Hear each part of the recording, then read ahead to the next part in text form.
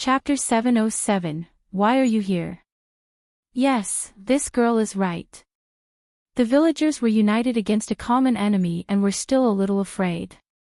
Young Master Shao had exposed his scheme and saved the entire Zhao village.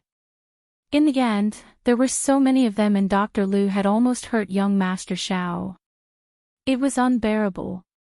Therefore, village chief Zhao quickly got a few tall men to tie up Dr. Liu and send him to the government. Dr. Liu was still struggling. At this moment, he regretted not taking out the medicinal hoe he had used to dig for herbs in the medicine basket. Otherwise, he would have been able to take this opportunity to escape. Now, he had no power to retaliate. Other than cursing loudly with hatred in his eyes, all his struggles were useless. Soon, he was pulled out. Village Chief Zhao followed him out. Zhao Laosan originally wanted to stay and entertain Shao Qingyuan. However, when he looked up, he saw the girl standing beside Shao Qingyuan with a shy expression. He immediately understood. Wasn't there a saying that a gentleman should not be a third wheel? He wouldn't stand in their way and stop them from talking. Therefore, Zhao Laosan gave Xue Qin an encouraging look. Although the latter did not see it, he still went out with a smile. Before leaving, he even glanced at Zhu, but Zhu did not react at all. Zhao Laosan sighed. This man was really tactless. If he ruined his master's plans, he would probably not be able to climb up in the future. He shook his head and went out.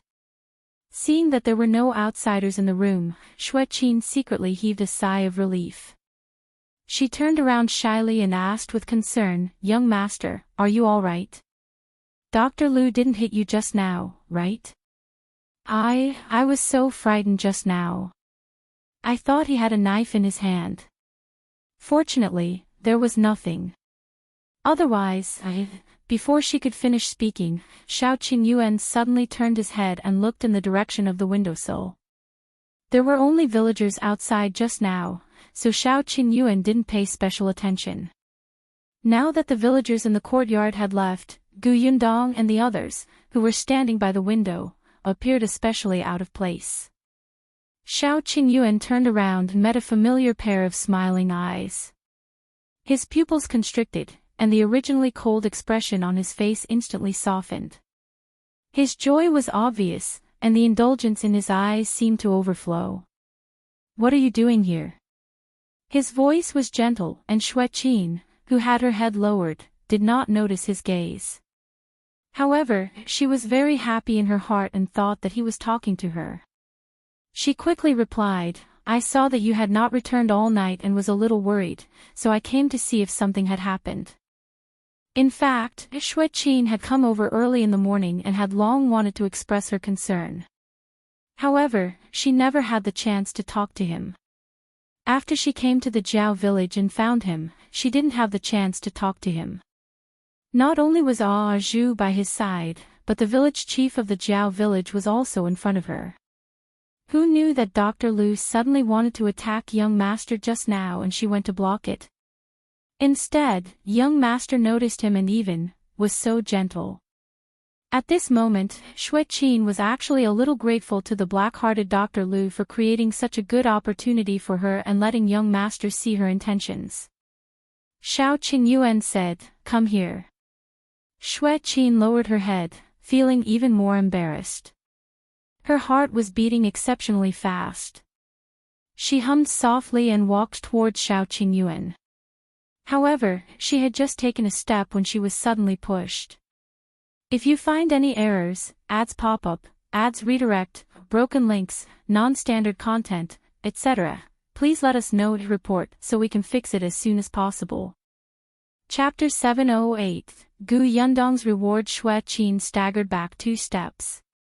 When she looked up, she realized that the person who pushed her was Zhu. She asked in shock, "What are you doing?" Zhu shouted, "He's not talking to you. Go away." This time, he reacted fast enough. Young master shouldn't glare at him. Shui Qin was stunned for a moment before looking up at Shao Qingyuan aggrievedly. Then, she realized that Shao Qingyuan had been turning his head to look out of the window. Outside the window stood an exquisite-looking girl with curved eyes, as well as someone with ashen face and clenched fists, wishing he could beat her to death, her father. What was going on? Who was this girl? Why was her father here? Yundong looked up and measured the height of the window sill. She realized that the window of the house was quite big. She immediately stopped walking towards the door and jumped in with her right hand on the window sill. Before she could land, Shao Qingyuan had already run over and caught her. He frowned and said unhappily, "Why didn't you go through the door? The ground is uneven. Be careful and don't fall over." Yundong smiled. "Don't I have you?" The two of them acted as if no one was around, provoking Shui Qin, who was standing not far away. She widened her eyes and fixed her gaze on Yundong. She wanted to ask who this woman was and why young master was so good to her and so gentle. However, she could not speak because her father, Zongguang, had already entered from the door and dragged her out, not giving her a chance. Shui Qin was led out of the door. She stared at Yundong in the room indignantly. Zhu was especially perceptive this time. He walked out of the room quickly and even very considerately closed the door of the central room for the two of them. Even the last bit of light was blocked for Shui Qin, and she looked a little unwilling. But Yundong, who was in the house, did not even look at her from the beginning to the end. She did not take her seriously at all. She only had eyes for Shao Qingyuan now. After everyone left, Shao Qingyuan couldn't help but squeeze her hand and ask again, "Why are you here?" "I'm here to see what kind of trouble you're in." The gentleness in Shao Qingyuan's eyes intensified. "You know now." "Yes, I do." Yundong slowly took a deep breath.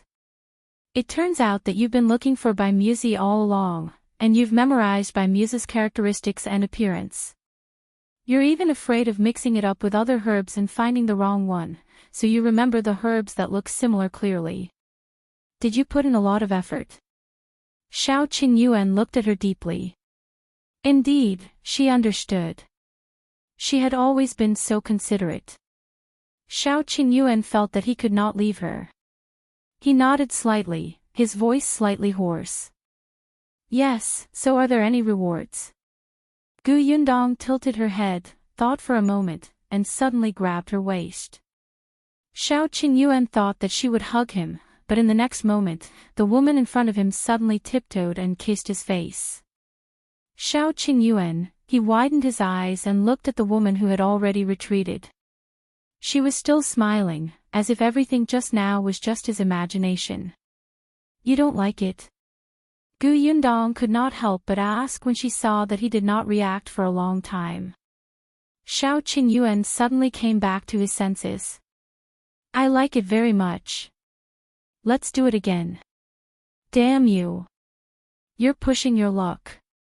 If you find any errors, ads pop up, ads redirect, broken links, non-standard content, etc., please let us know to report so we can fix it as soon as possible." Chapter 709, Yundong's Guild. Yundong patted her hand and said, "Since you came to look for Bai Muzi, why didn't you tell me the day before yesterday? It's not easy to get Bai Muzi. I'm worried that it's fake news. We have to confirm it first. Otherwise, won't all of you be happy for nothing?" Reality proved that it was indeed fake. Even though he didn't have much hope from the beginning, Shao Qingyuan was still disappointed. Yundong asked him, "Other than this time, how many other times have you heard news about Bai Muzi?" "2 times, I guess." "Unfortunately, neither of them are real." Yundong fell silent for a moment. She did not speak. Shao Qingyuan could not help but pat her back. "What's wrong? There's no need to be disheartened. We'll find it eventually. It's not like there's only one Bai Muzi in the world. We'll find it if we search longer." Yundong sighed and smiled bitterly.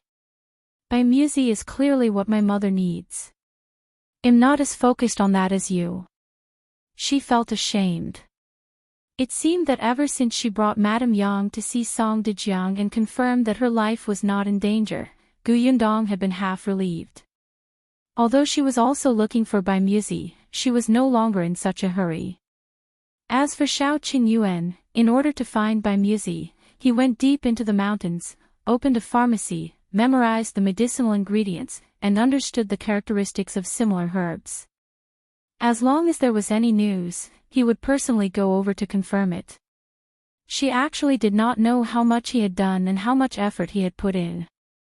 Compared to him, she did very little. Gu Yundong lowered her head slightly. At that moment, self-reproach and guilt surged. Shao Qingyuan was stunned for a moment before saying, "Aren't you earning money?"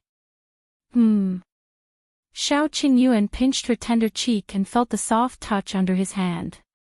His voice was hoarse as he said in a low voice, "I'm looking for the herbs. Isn't it just right for you to earn money and buy them?" His voice was low and deep, as if he could comfort people. Bai Musi is rare and expensive. If you don't work hard to earn more money, what if you can't buy it when you find it later? That seemed to make sense. Your ability is limited alone. You can't take care of everything. You've already done it very well. Besides, I can't let you do everything. Then why do you still need me, your fiancé? You have to leave something for me to do. Gu Yundong laughed. When did this person become so good at comforting people? She was really too used to doing everything herself, even though she had a family and a fiancé now. However, she was only one person after all. There were some things that she could hand over to someone close and trusted, right? Gu Yundong suddenly understood. She hugged Shao Qingyuan. "Alright, let's work hard together. You'll be in charge of working hard to earn money. You'll be in charge of finding medicinal herbs and treating my mother." "Okay." The woman in his arms was soft. Holding her, Shao Qingyuan felt unprecedented satisfaction. He couldn't bear to let go. Unfortunately, there was a commotion outside the door. Gu Yundong let go of him and rubbed his face twice with a smile until it was red. "It's getting late. Let's go back first." Shao Qingyuan heaved a sigh of relief and pulled her open the door. The few people standing outside were stunned for a moment and quickly took a few steps forward. Shao Qingyuan and Xue Qin didn't look at the expectant Xue Qin and walked out of village chief Zhao's house first. The Zhao village was very lively. Shao Qingyuan didn't care and the group walked towards the entrance of the village. If you find any errors, ads pop up, ads redirect, broken links, non-standard content, etc., please let us know to report so we can fix it as soon as possible. Chapter 710. Forgot your identity. Shao Qingyuan helped Gu Yundong into her carriage while Tong Shuidao rode. As for his original carriage, he handed it to Zhu. As soon as Zhu sat in the shaft of the carriage, he said to Xue Qin, who also wanted to come up, "Walk back yourself." After saying that, he shook the reins and the horse chased after the carriage in front. Xue Qin's eyes widened in disbelief as she looked at the carriage that was getting further and further away. She was so angry that her entire body was trembling. She stomped her feet fiercely and said to Zongguang, who had also been left behind, "Father, look at him. What kind of person is this?" As soon as young master left, he immediately changed his expression and didn't take us seriously. "That carriage isn't his." However, Zongguang suddenly shook off her hand and said, "You're the one who thinks too highly of yourself. Who do you think you are? You're just a servant. What right do you have to sit in master's carriage? Little brother Zhu has been by master's side for so long, but you've only seen master twice. You didn't even leave a good impression on master. Zhu is already being polite to you." Xue Qin's eyes widened in disbelief as she looked at her father who had scolded her. "Father, what are you talking about? Yes, we're servants. Others look down on us, but we can't look down on ourselves. What's wrong with servants? Are servants not humans? Besides, who said that I didn't leave a good impression on Master? I helped Master block the danger just now. Master must be touched. It was as if Zongguang was meeting his daughter for the first time. As expected, they had stayed in the manor for so long that they had forgotten their identity and really thought of themselves as the master of the manor. He raised his hand and slapped her hard across the face.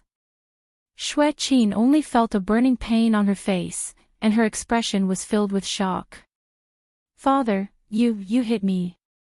Yes, I'm waking you up. You're trying to get close to Master even though you know he has a fiancée.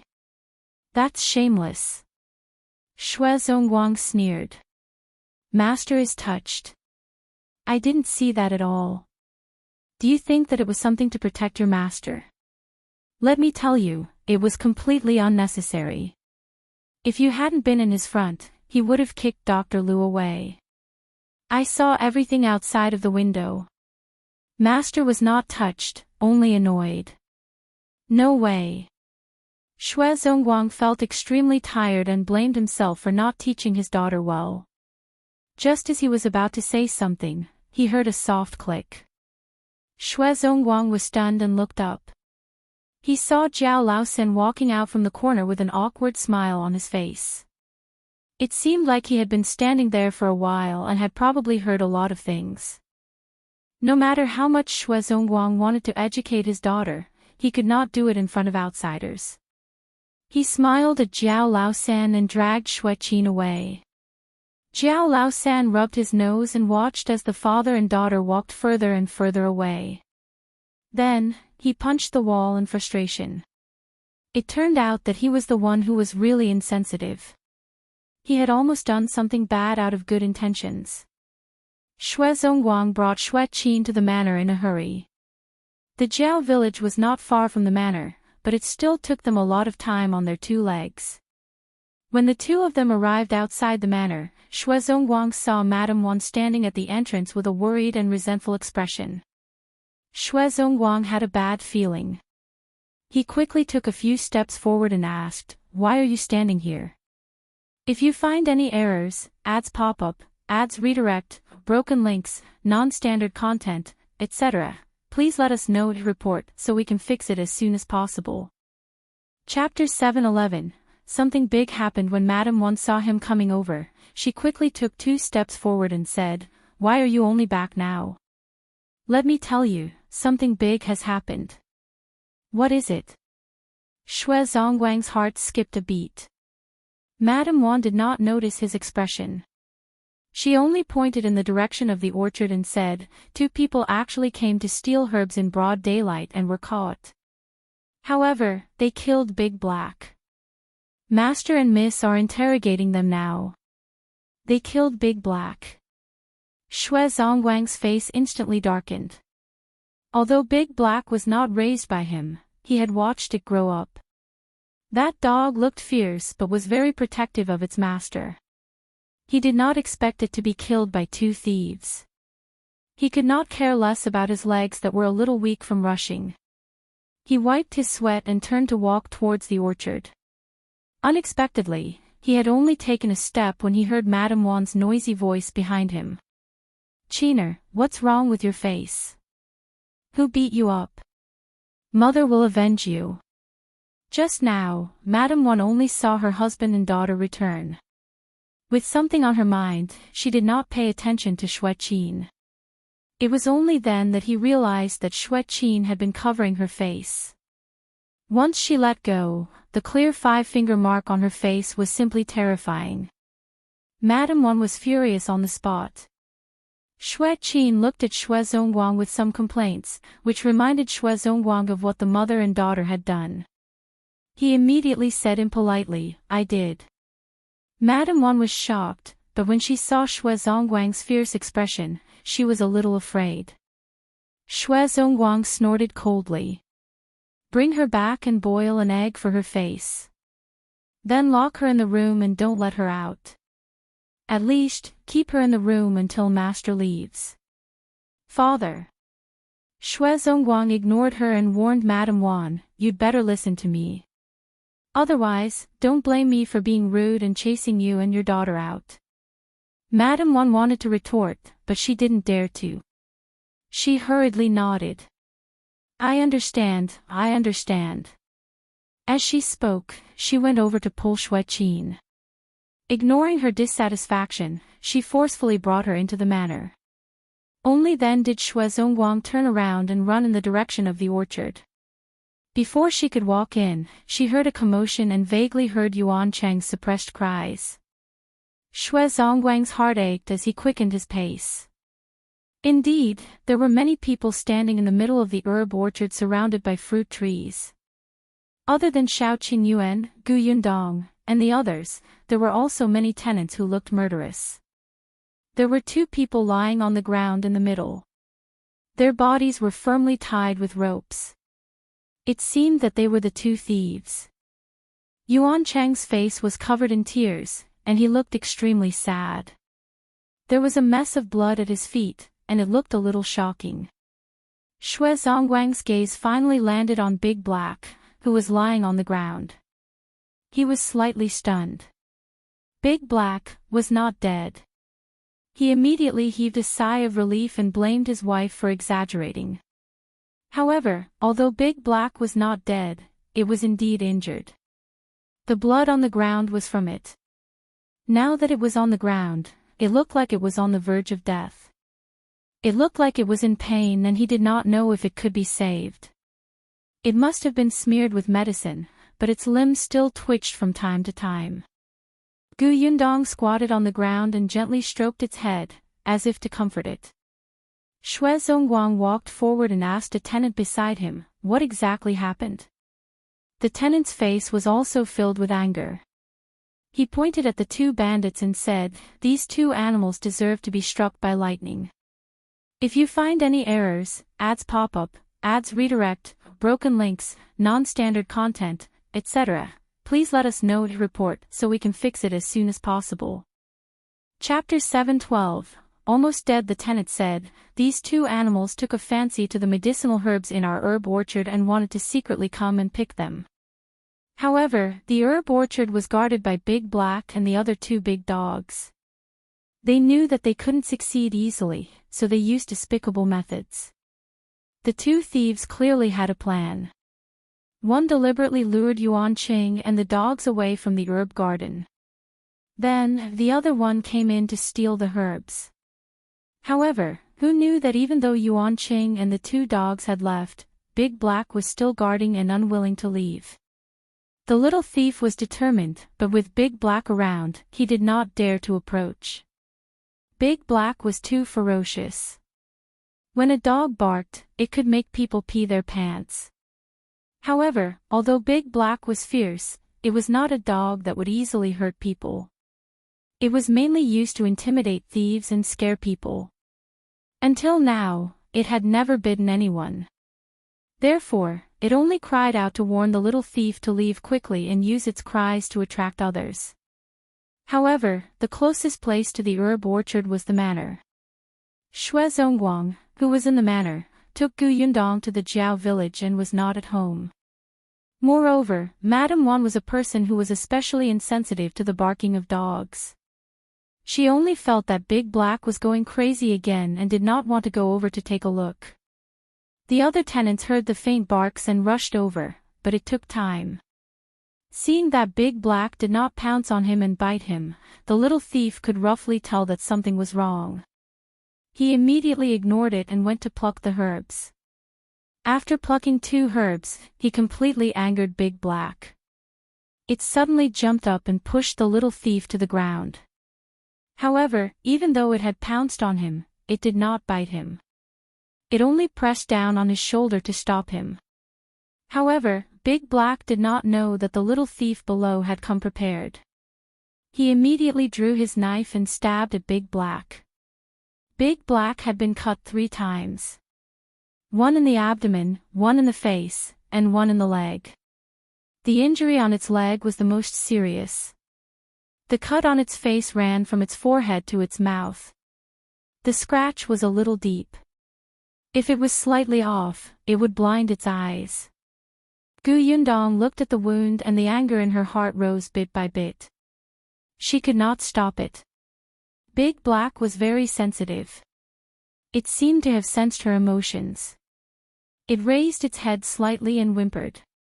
As it moved, blood gushed out of its wound. Yundong quickly restrained her expression and gently touched it. Don't move. It's good medicine.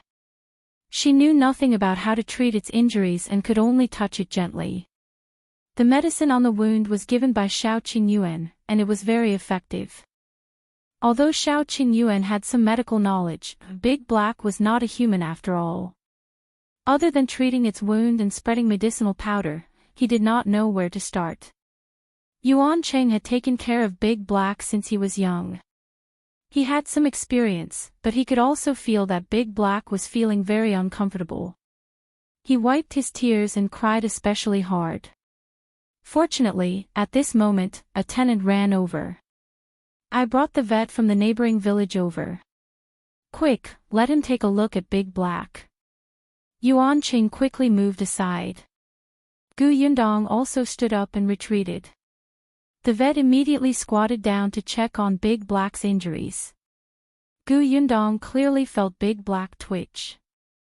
She turned her head slightly to avoid looking at it, but her gaze fell on the two thieves. The next moment, the anger on her face surfaced again. Not only did these two thieves want to kill Big Black, but they also didn't intend to let the other two dogs go. The food used to lure Big Yellow and the others away was smeared with poison, and they would die on the spot if they took a bite. If you find any errors, ads pop up, ads redirect, broken links, non-standard content, etc., please let us know to report so we can fix it as soon as possible.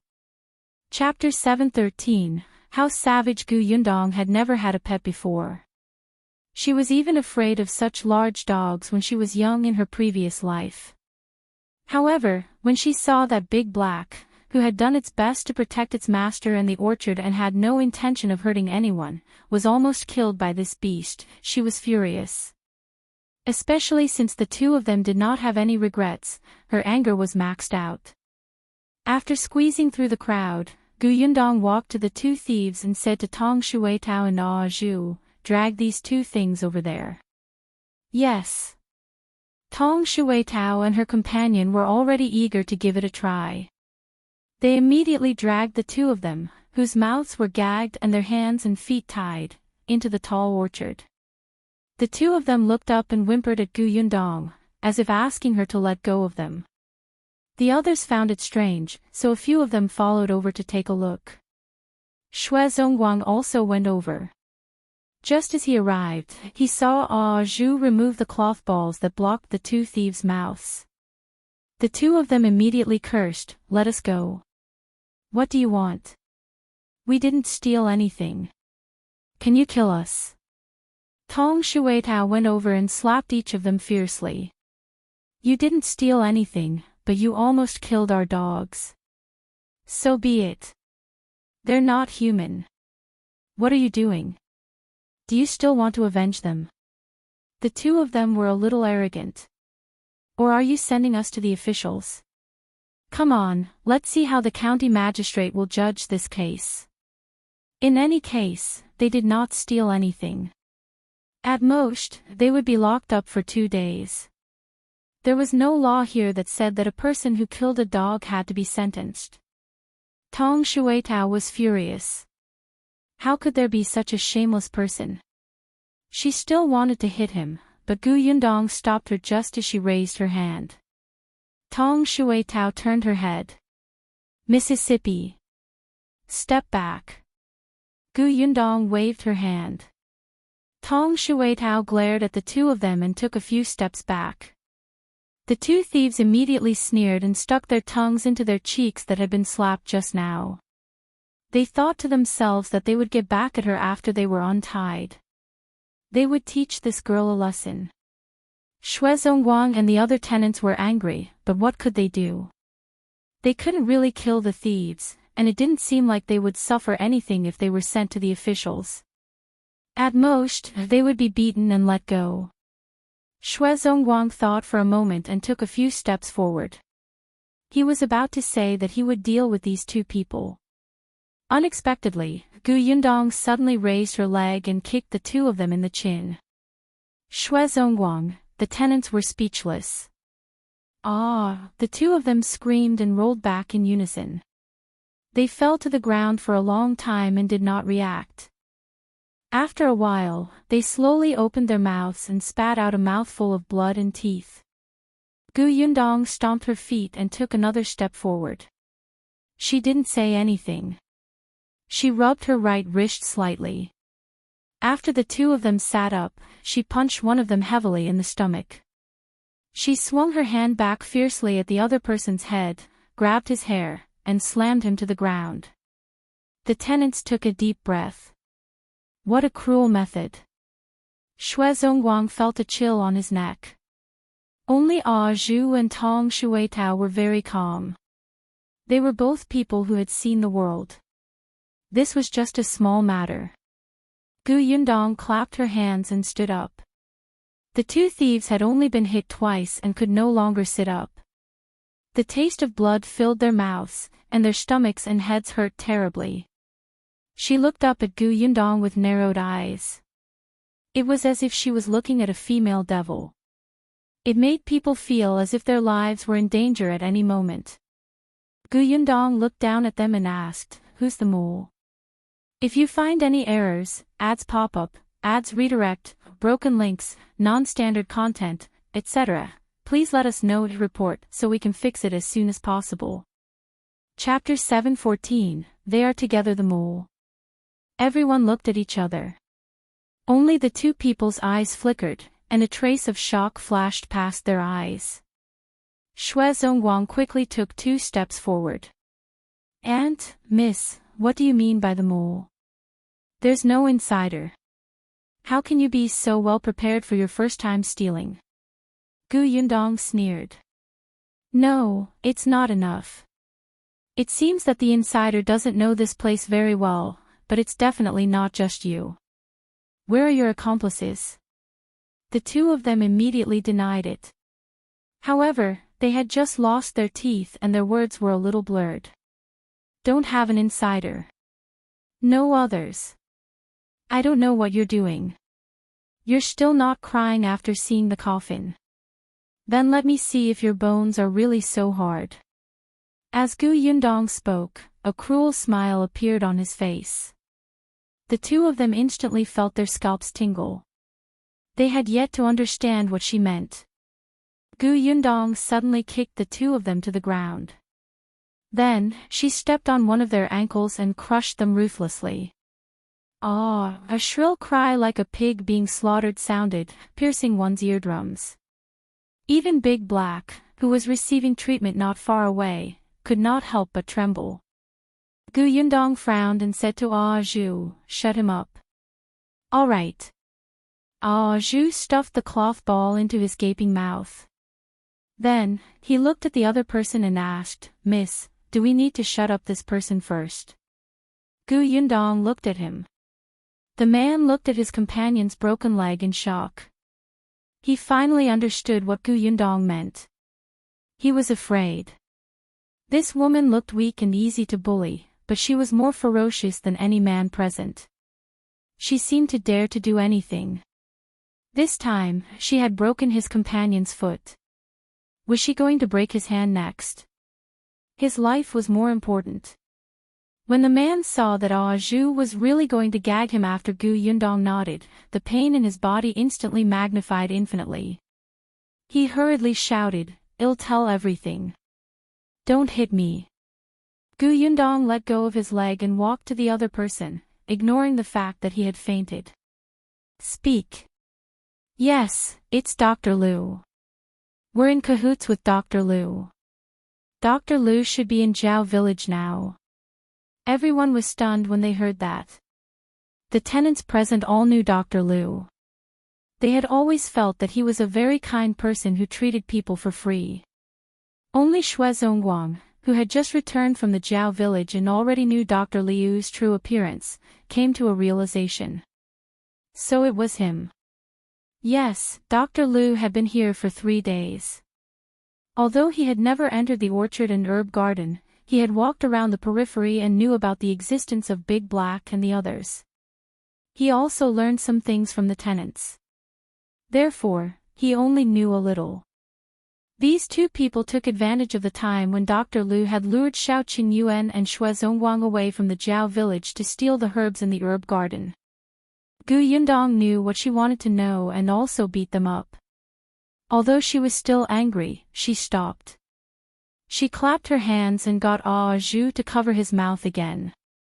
Then, she said to Zongguang, "Send them to the officials." A tenant immediately said, "No, it won't be a crime even if they're sent to the government." They actually wanted to beat them up one by one. At the very least, they wanted them to suffer and learn a lesson.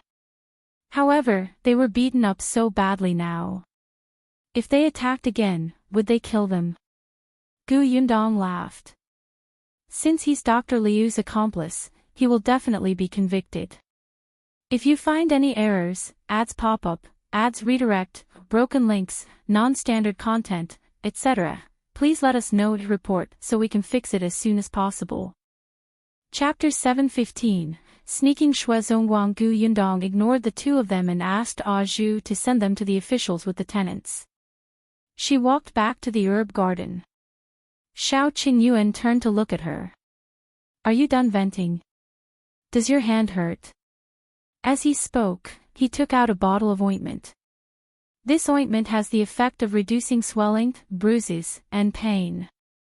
Apply it first. When Zongguang, who followed them out, heard this, his face could not help but twitch. Yundong did not take the ointment. "It's fine. There's no need to apply it. How's Big Black?" Fortunately, his life is not in danger. The vet wiped the sweat off his forehead and sighed. But the injury on his leg is a little serious. I'm afraid he won't be able to walk smoothly in the future. Yundong squatted in front of Big Black again. Perhaps it understood the vet's words, but the light in its eyes slowly dimmed. The fur around its wound had been shaved off, making it look a little strange. After the veterinarian treated Big Black, he asked someone to carry the wooden board with Big Black on it to the farmstead. Yundong looked at it lying there and felt depressed. After a long time, she returned to the manor with Shao Qingyuan. Zongguang got someone to clean up the herb orchard before hurriedly following. However, as soon as he entered the courtyard, he rushed towards the room where the three of them lived.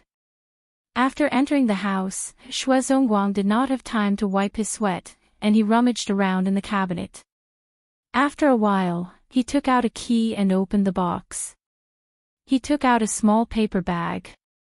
Then, he took a small paper bag into the small kitchen not far away and brought over the kettle that was boiling on the stove. He poured 2 glasses of water. He was in a hurry, and there was sweat on his forehead as if he was too nervous. This made Tong Shuitao, who was about to enter the kitchen, feel especially strange. She kept feeling that the steward of this manor was acting suspiciously and definitely had evil intentions. Therefore, Tong Shuitao quietly hid outside the kitchen and stared at him. Zongguang did not realize it. After he poured the water, he felt that something was missing. A moment later, he patted his head, opened the cupboard, and took out a small porcelain jar. There was white sugar in the small porcelain jar. Zongguang poured some into the cup. Finally, he took out the small paper bag from his sleeve. After opening it, he gritted his teeth and shook it all into one of the cups. Tong Shuitao, who was outside the door, widened her eyes in shock. What did this shui guy want to do? Could it be that he planned to pour 2 cups of tea for young Master Shao and his daughter? Tong Shuitao was so angry that her face turned red. As expected, he was not a good person. The stuff in that paper bag must be poison. Was he trying to poison mist to make way for his daughter? No, that wasn't right. He would have to go to jail even if he poisoned his master. He must have wanted to paralyze her. Tong Shuitao pursed her lips tightly. Seeing that Zongguang was about to come out, she quickly turned around and hid. She would personally expose his scheme in front of young miss and young master later. Tong Shuitao snorted and carefully followed behind Zongguang. Then, Zongguang walked out of the kitchen but did not go to the central room. Instead, he went in another direction. Finally, he stopped at the door of a room and knocked on the door with a cup of tea. Footsteps quickly came from inside, followed by Madame Wan's face. Her father, why are you here? Madame Wan asked softly. Is everything all right in the herb garden? Zongguang shook his head. Everything is fine now. Then, he looked at Qin, who was still angry, sitting on the edge of the bed and sighed slightly.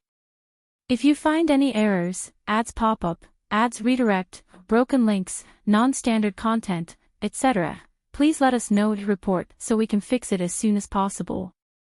Chapter 7:16, You Killed Her. When Qin saw him enter, she snorted coldly and turned her body to the side, not even looking at him. Zongguang's heart ached when he saw that the finger marks on her face had not disappeared. After putting the teacup on the table, he said softly, Qiner, it's my fault today. I shouldn't have hit you. Humph. Qin's expression softened a little when she heard her father, who had always been domineering, apologize to her. Madame Wan also hurriedly said, all right, all right. There's no overnight grudge between father and daughter. Qiner is also in the wrong. Let's let this matter pass. Let's not mention it anymore. Qin wanted to say that she was not in the wrong. So what if she admired her master? When she became her master's concubine in the future, her family would rise with the tide. She was doing this for her parents' own good. However, Madame Wan kept winking at her. She also knew that now was not the time to push her luck. She had to take it slow to change her father's mind. Hence, she nodded softly. I don't blame father either. It's good that you don't blame me. Zongguang handed her a cup. This is sugar water. Take it as my apology. Drink it and show that you forgive me, okay? Okay. Qin thought that her father still doted on her after all. Otherwise, why would he make such precious sugar water for her to drink? Hence, she became more confident in persuading him and marrying her master in the future. She was happy and drank the sugar water in one go. However, not long after she finished drinking, she suddenly felt a little dizzy and her eyelids were heavy. After a while, she said uncontrollably, Father, Mother, I want to sleep for a while. As soon as she finished speaking, she fell onto the bed. Madame Wan was shocked and quickly pushed her. Qiner, what's wrong? What are you shouting for? Zongguang glared at her and took away the cup that Qin had left on the bed. Madame Wan was stunned. Seeing that he was not worried at all and was still moving slowly, she thought of the cup of sugar water just now. What else did she not understand? She looked at him in disbelief. You killed her. She's our only daughter. How dare you kill her? Madame Wan was no longer afraid of him. She rushed up and wanted to fight him to the death. Zongguang turned to the side. All right, what's with the fuss? Who killed her? She just drank some calming tea and fell asleep. Look carefully. Madame Wan was stunned and quickly reached out to check under Qin's nose. As expected, her daughter was still breathing, and she immediately heaved a sigh of relief. Then, she looked at her husband resentfully. What are you doing? Why did you give her some calming tea for no reason? What else? Should we wait for her to go to young master's place in the middle of the night and do something shameless? Madame Wan was shocked, and her expression instantly became unnatural. Her husband indeed knew their daughter very well. Just before Zongguang came, Qin was indeed trying her best to persuade her to help her fulfill her wish. After all, this was a rare opportunity. If young master left tomorrow, he might never come again. Madame Wan was not an opinionated person and was almost convinced. Unexpectedly, Zongguang decided to take drastic measures and let her sleep until tomorrow morning. Zongguang snorted. Why are you still standing here? Go to the kitchen and make dinner. Madame Wan left dejectedly. Only then did Zongguang look at Qin, who was lying unconscious on the bed. He sighed slightly, covered her with the blanket, and left the room, locking the door behind him. If you find any errors, ads pop up, ads redirect, broken links, non-standard content, etc., please let us know to report so we can fix it as soon as possible. Chapter 480. Hooking his neck with one hand, Sylvan Chaney and Jasmine Yale walked along while on Maple Mountain. Jasmine was lost in the enchanting scenery and didn't feel tired at all. It was truly beautiful. Do you want to see more? If you do, I can have lunch brought over, Sylvan asked for her thoughts. Jasmine shook her head. Let's go back. I want to return to my rental. She hadn't been back to that little cottage in a long time. It was unclear when Pei-An would be able to return. The place was lonely and deserted. Don't go back there. I bought you an apartment in the city center. It's convenient to go anywhere, Sylvan proposed. I don't want it. She shook her head again. She truly did not want anything from Sylvan Chaney. She did not want his compensations. If she wanted an apartment, she could save up for it herself. Though it would take many years, it gave her a sense of security. You reject everything I offer. Are you trying to cut all ties with me? Accept what I give you. Sylvan's face darkened with displeasure. I can buy my own house. I used to earn quite a lot in Singapore. I'll save up slowly and eventually buy a house, Jasmine replied, her eyes wide. Buy it yourself. Fine, buy it yourself, Sylvan retorted angrily, his face soured. He knew this girl was stubborn. But he hadn't expected her to reject everything he offered. It wasn't just the house, but the bracelet he had gifted her before as well. In those 12 years, she rarely ever asked him for anything. Even buying a box of candy needed much consideration. He had said that he would give her anything she wanted. But she never asked him for anything. The feeling was far from pleasant. What use was it for him to earn all that money? Jasmine Yale was unclear about why he was angry, and casually said, I find girls like Nolan quite good. She's from a well-off family, she is beautiful, and still works hard. That's because Zayden Santos would leave her one day, replied Sylvan sharply. Jasmine was taken aback. Why? Then why did they decide to get married in the first place? Mr. Chaney, your friend is quite despicable, Jasmine complained, infuriated. Birds of a feather, flock together. Yuan and Nolan are close. No. If not, what does it have to do with you? Sylvan was visibly infuriated. She would rather show concern for someone she just met than engage in conversation with him.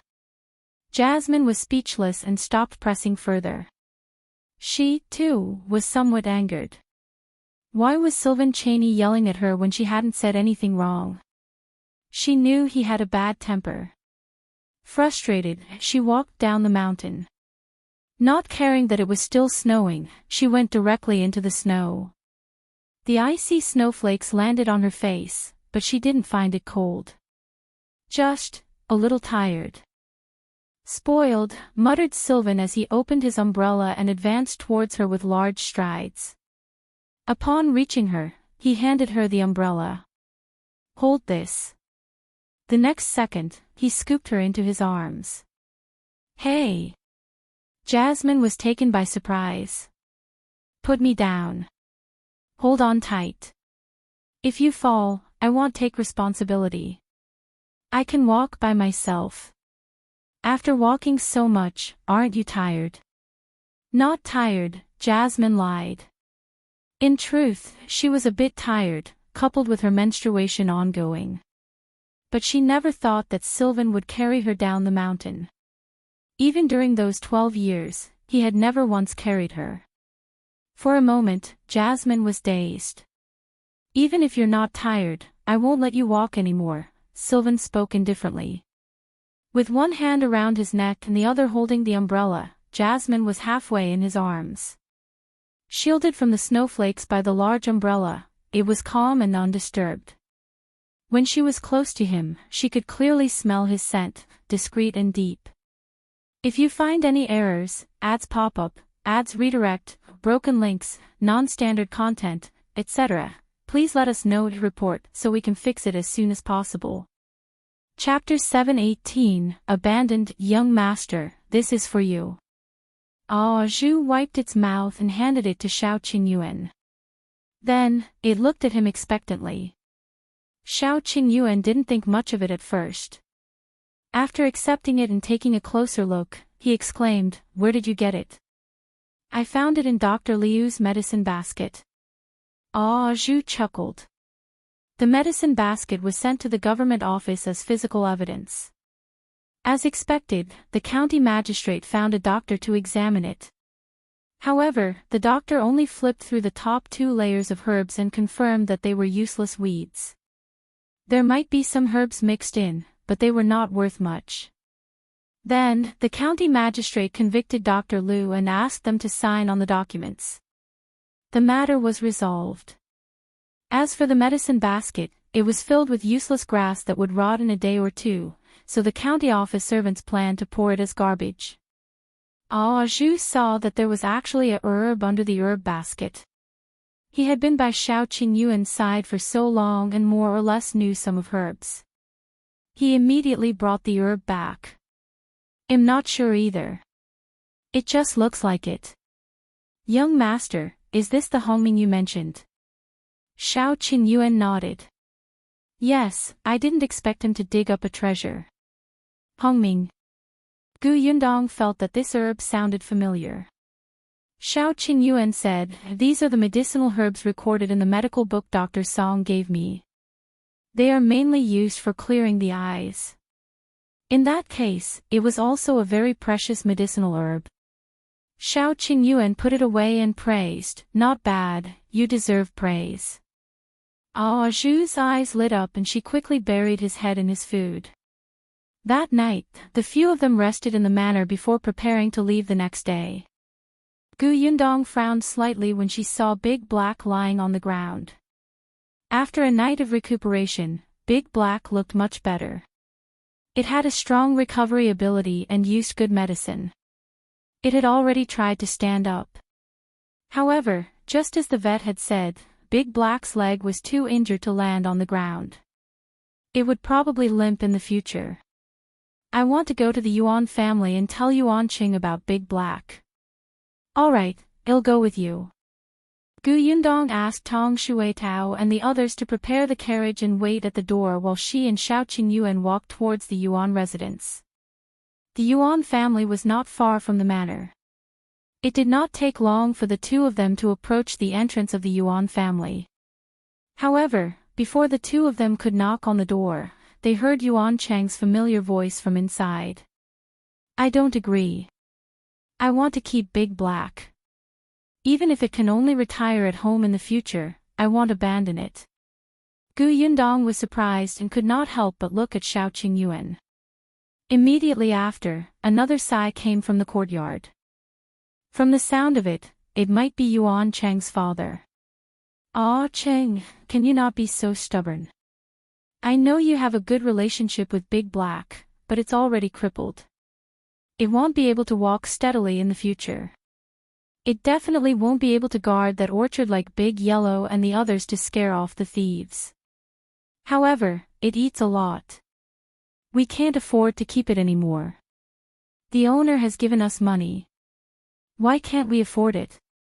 Father Yuan frowned. The owner did give you money, but don't you only have 2 dogs now? How can 2 dogs be enough in such a big herb garden? You definitely have to raise another one. Won't this big black eat and drink for free? In the past, it could enter the back mountain to hunt some wild chickens and rabbits, but now, do you think it can do it? If you find any errors, ads pop up, ads redirect, broken links, non-standard content, etc., please let us know and report so we can fix it as soon as possible. Chapter 719. Sorry, Mother Yuan immediately made the decision. It's not like we don't want Big Black anymore. We're just sending it away for someone else to raise. Can't you just bring another dog back and nurture it? Your aunt has already said that Big Black can go to her house. Yuanqing suddenly raised his voice. Nonsense, why are you looking at the house? Mother, you clearly know that cousin Weikai was so frightened by Big Black in the past that he peed his pants. He hates Big Black to the core and wants to beat it to death with a stick every time he sees it. You even sent Big Black to eldest aunt's house. Let me tell you, if you send it over today, they will eat Big Black tomorrow. What are you saying? How rude. Your uncle is not such a person. Yuanqing only sneered. Gu Yundong could not take it anymore. She raised her head and knocked on the door twice. Yuanqing did not move, and Mother Yuan was also angry. Only Father Yuan sighed and came over to open the door. Seeing the two people standing outside the door, he was immediately stunned. He hurriedly retreated half of his body and said, "Boss, why are you here? Quick, come in." Yuanqing and Mother Yuan suddenly came back to their senses and hurriedly welcomed them. They took stools and made tea. But Gu Yundong stopped them. There's no need. We're here to ask your family for your opinion. The three members of the Yuan family were stunned for a moment. Miss, please speak. It's like this. Big Black was injured yesterday to protect the herb garden. Now that its legs are inconvenient, I'm afraid it can't continue to stay in the herb orchard in the future. When Yuanqing heard this, he immediately felt a little desperate. Even Lady Gu had said so. Was she planning to give up on Big Black? Unexpectedly, Gu Yundong's next sentence made his eyes light up.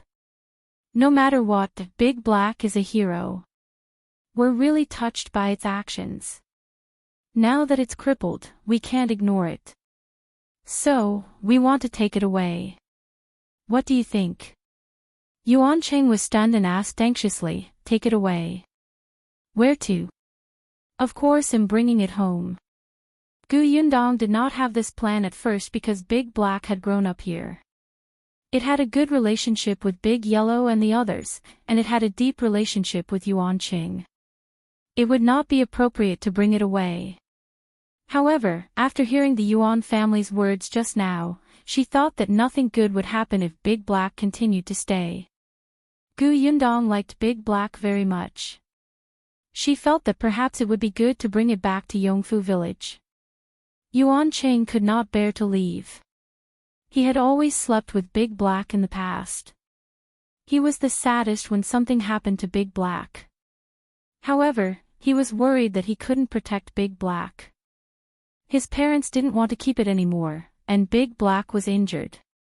What if his cousin hit it with a stick again? He was afraid that when he came home one day, Big Black would be sent away or beaten to death. Then, he would definitely regret it. Hence, when he heard Gu Yundong's request and recalled the scene of her interacting with Big Black yesterday, she gritted her teeth and nodded. Okay. Father and Mother Yuan naturally wouldn't say anything. Although eldest aunt really wanted to take Big Black away, the person who wanted the dog now was the boss. Their family was working for the boss, so they couldn't refuse at all.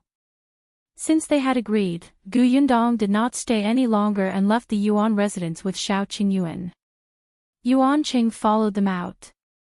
When they arrived at the manor, he ran to see Big Black first. When Big Black was carried onto the carriage by Tong Shuitao, he cried even harder. I'm sorry, I'm useless. I can't even protect you. You'll definitely lead a better life with the boss in the future. You have to be obedient. The boss will take good care of you. If you find any errors, ads pop up, ads redirect, broken links, non-standard content, etc., please let us know to report so we can fix it as soon as possible. Chapter 720, Find You a Wife. Big Black was very intelligent. It seemed to understand Yuan Cheng's words. It immediately wanted to stand up, but Yuan Cheng stopped her. If there's a chance in the future, I'll visit you. You have to be fine, understand? Big Black whimpered, then barked. Each bark was louder and more excited. Its eyes were filled with anxiety, sadness, and uneasiness.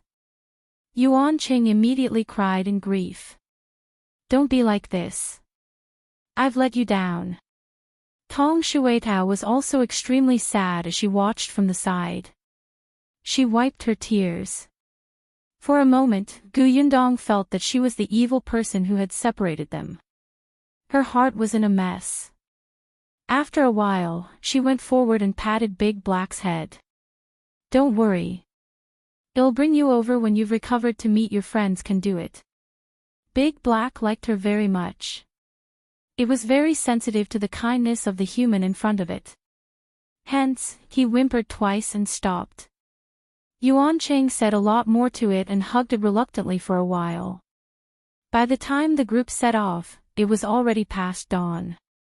Gu Yundong and Shao Qingyuan were in a carriage. Big Black was also lying in the carriage, but it looked a little listless. Gu Yundong spoke to it. All right, don't be unhappy. When we reach Yongfu village, I'll find you a wife. How about that? Shao Qingyuan, no one knew if Big Black understood her or not, but it raised its eyes slightly to look at her. Gu Yundong chuckled, her expression somewhat wretched. As they set off late, they took a detour back from the farmstead. In addition, Big Black was injured, so the carriage slowed down a lot. Therefore, when they arrived at Fengkai County, it was already the morning of the second day. Gu Yundong wanted to go back as soon as possible, so she did not delay in the county. However, when she passed by the entrance of Gus, she still stopped and lifted the curtain to look into the shop. Zhuangzi was not around. It was unknown if he had gone to the backyard or elsewhere. Only Chen Jinkai was busy in the shop. He was quite diligent. Even if there were no customers and the shopkeeper was not around, he did not stop to rest for a while. He took a cloth to wash and wipe things seriously. Jiang Bao, the shop assistant in the pharmacy next door, was also very diligent. He was pounding the medicine with a pestle, shaking his head happily. It was probably because he had just gotten engaged to Zhuangzi's sister, Lan Huar, not long ago. The two shops looked fine. Gu Yundong was relieved and asked Tong Shuetao to drive the carriage back. After entering Yongfu village, Gu Yundong suddenly felt like she was eager to return home. Beside him, Big Black perked up a little. Its ears twitched, as if it was listening to the sounds outside. Gu Yundong smiled and said, "This is where you will live in the future. When your legs are better in the future, you can go to the mountains to take a look. Behind our house is the foot of the mountain. It's very convenient." Big Black turned its head and glanced at her. After entering the village, the carriage slowed down. Gu Yundong lifted the curtain and looked out. She saw a mother and son walking in front of her. Hearing the sound of the carriage, the two of them quickly stood to the side. Just as the carriage passed by them, Gu Yundong suddenly heard one of them say something. "I've already told you that it's too late to come to the Gu family workshop today." Gu family workshop? Gu Yundong was not the only one. Tong Shuetao, who was driving the carriage, also slowed down and listened. If you find any errors, ads pop up, ads redirect, broken links, non-standard content, etc., please let us know to report so we can fix it as soon as possible. Chapter 721, You Have to Control Yourself. Gu Yundong lifted the curtain at the back of the carriage and looked out. The two of them did not care when they saw the carriage slow down. They only thought that it was because the village road was too narrow that the carriage was moving slowly. They didn't look like they were from Yongfu village, so they didn't know Tong Shuitao and the others. However, she lowered her voice. Then the Gu family workshop was recruiting yesterday. If we come today, they definitely won't want you anymore. Tell me, why did you specially make a trip? You're so tired. The woman who spoke looked a few years older than Madame Yang. The person walking beside her should be her son. He looked fair and refined, but his body was a little thin. From what they said, they were applying for jobs at the Gu family's workshop. However, this young man did not look like he was good at work. It was as if he could not even lift a bucket of water. When the youth heard his mother's words, he was a little annoyed. Mother, that's enough. I've already said that if you heard that the Gu family was recruiting again, you should have told me earlier. However, you just had to hide it from me. If you had told me yesterday, would we have missed this opportunity? The woman was a little dissatisfied. What's there to tell you? Why don't you take a look at your own status? You're an elementary scholar and you're knowledgeable. In the future, you'll take the high scholar examination and become an official. You're not studying at home for no reason, but you have to come to a small workshop in the village to find work. Have you become stupid from studying? Gu Yundong was surprised. He was actually a scholar. And an elementary scholar. It was not that Gu Yundong looked down on her own workshop, but based on the current situation, her small workshop should not be able to attract a scholar to work, right? Gu Yundong was a little confused and could not help but take a few more glances at the young man. However, before she could take a closer look, a pair of hands suddenly appeared in front of her and blocked her vision. Gu Yundong was stunned for a moment before she heard Shao Qingyuan's deep voice. Is he very good-looking? Ha! The voice was very close, and it sounded like he was gritting his teeth. Gu Yundong could clearly hear the jealousy in his tone. For some reason, she was in a good mood. She pulled his hand down, her eyes crinkling with laughter. Not as good-looking as you. Shao Qingyuan's body suddenly froze. A wave of frustration surged up, making his throat go dry.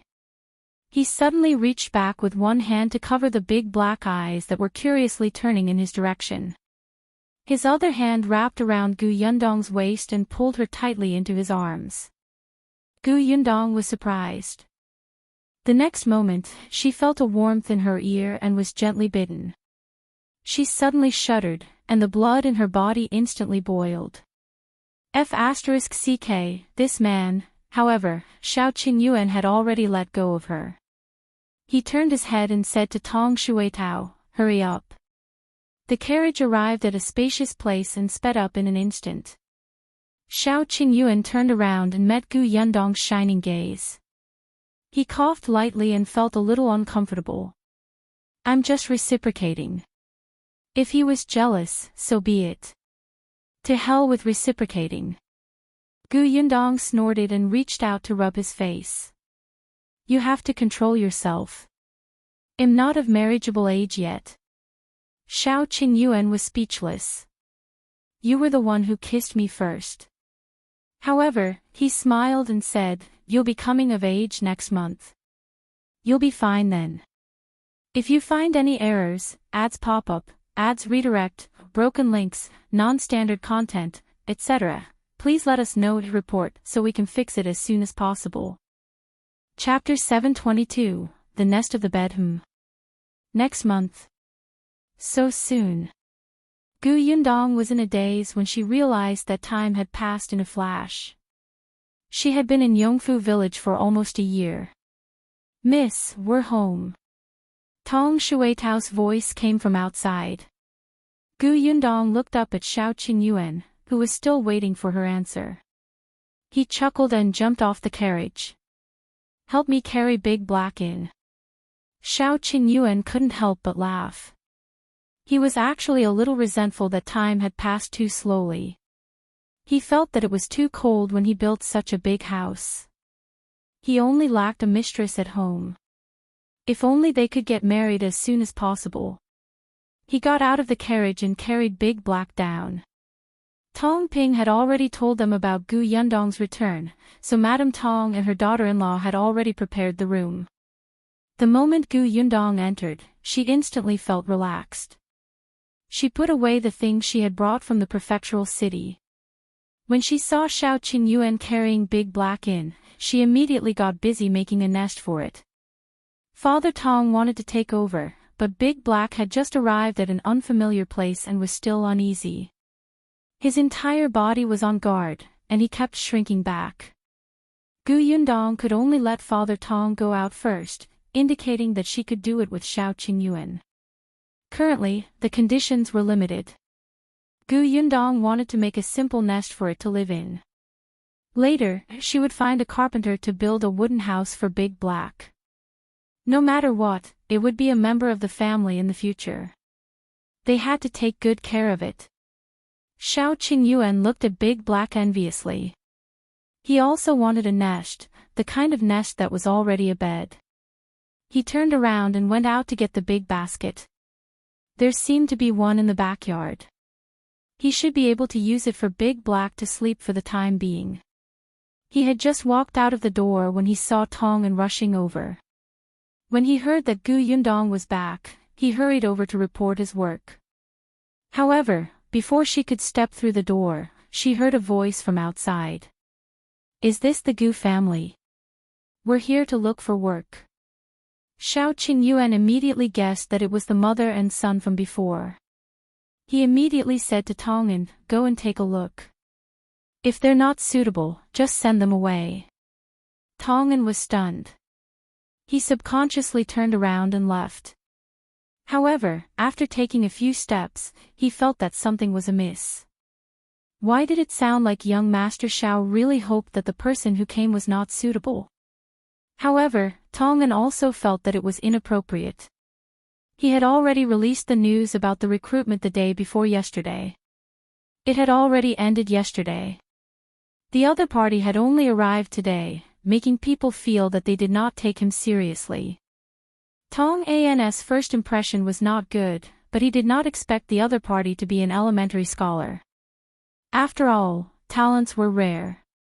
The workshop was filled with farmers, and there were not many who could read. The other party was an elementary scholar, so Tong'an felt that he could still consider the application appropriately. If the man really stayed, the workshop might be able to attract more well-educated people in the future. Gu Yundong naturally heard that cry, but she did not care. It was agreed that the first round of recruitment would be handed over to Tong'an, even if the other party was a knowledgeable elementary scholar. She did not intend to interfere. If the elementary scholar passed Tong'an's assessment, Gu Yundong would just have to wait and see. She only took the basket from Shao Qingyuan. This basket was very big and not tall. Even with Big Black's size, it could completely fit in. Gu Yundong had placed an old and unused blanket and some clothes under it. They were all clean and soft. She stretched out her hand and tested it. When she felt that it was okay, she let Big Black in. Unexpectedly, a sharp cry suddenly came from outside. If you find any errors, ads pop up, ads redirect, broken links, non-standard content, etc., please let us know to report so we can fix it as soon as possible. Chapter 723, Do You Not Have a Mouth? Why don't you want my son? My son is an elementary scholar. He's knowledgeable and capable. If you want those bumpkins, why can't you want my son? The woman's voice was a little loud. Tong'an did not expect her to suddenly become so agitated. He immediately wanted the two of them to leave, but the woman had already shouted inside, Boss Gu, quickly come out, right? You manager is not good people.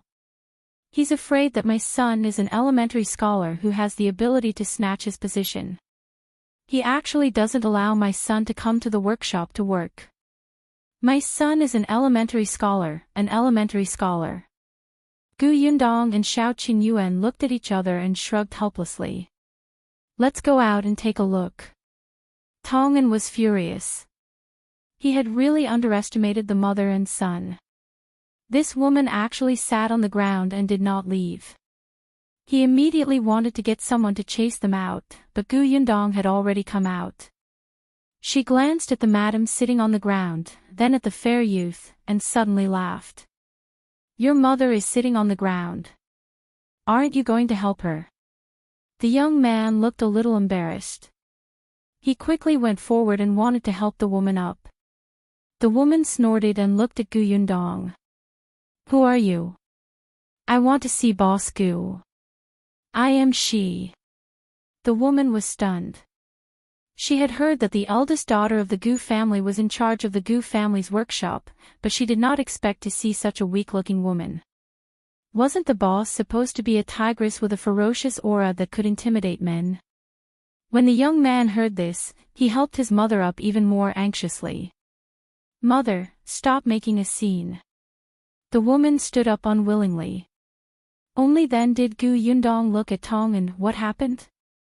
Miss, this gentleman wants to work in the workshop. However, the conditions are a little high. Right after Tong said that, he heard the woman's raised voice. How are the conditions high? My son is an elementary scholar. If he works here as an accountant, his monthly salary will only be 5 taels a month. How is that high? Boss Gu, don't listen to his nonsense. I think he treats my son as a threat to his position, so he rejects my son with an excuse. Gu Yundong waved her hand, as if she did not want to hear what the woman had to say. She looked at the young man and asked, Your mother said that you're an elementary scholar, right? That's right. Gu Yundong smiled. Since you're an elementary scholar, you're naturally knowledgeable. Why don't you go to the county city to find work? Even if you don't become a teacher in a rich family, those shops should want you, right? Why do you have to come to a small workshop like mine that has only been open for less than a year to be an accountant? This young man looked to be around 20 years old. He was already an elementary scholar at such a young age, which meant that he was indeed talented. The young man was still hesitating when the woman shouted again, Why? My son is just, don't you have a mouth? You keep letting your mother answer questions for you. The woman was stunned, and a trace of embarrassment flashed across the young man's face.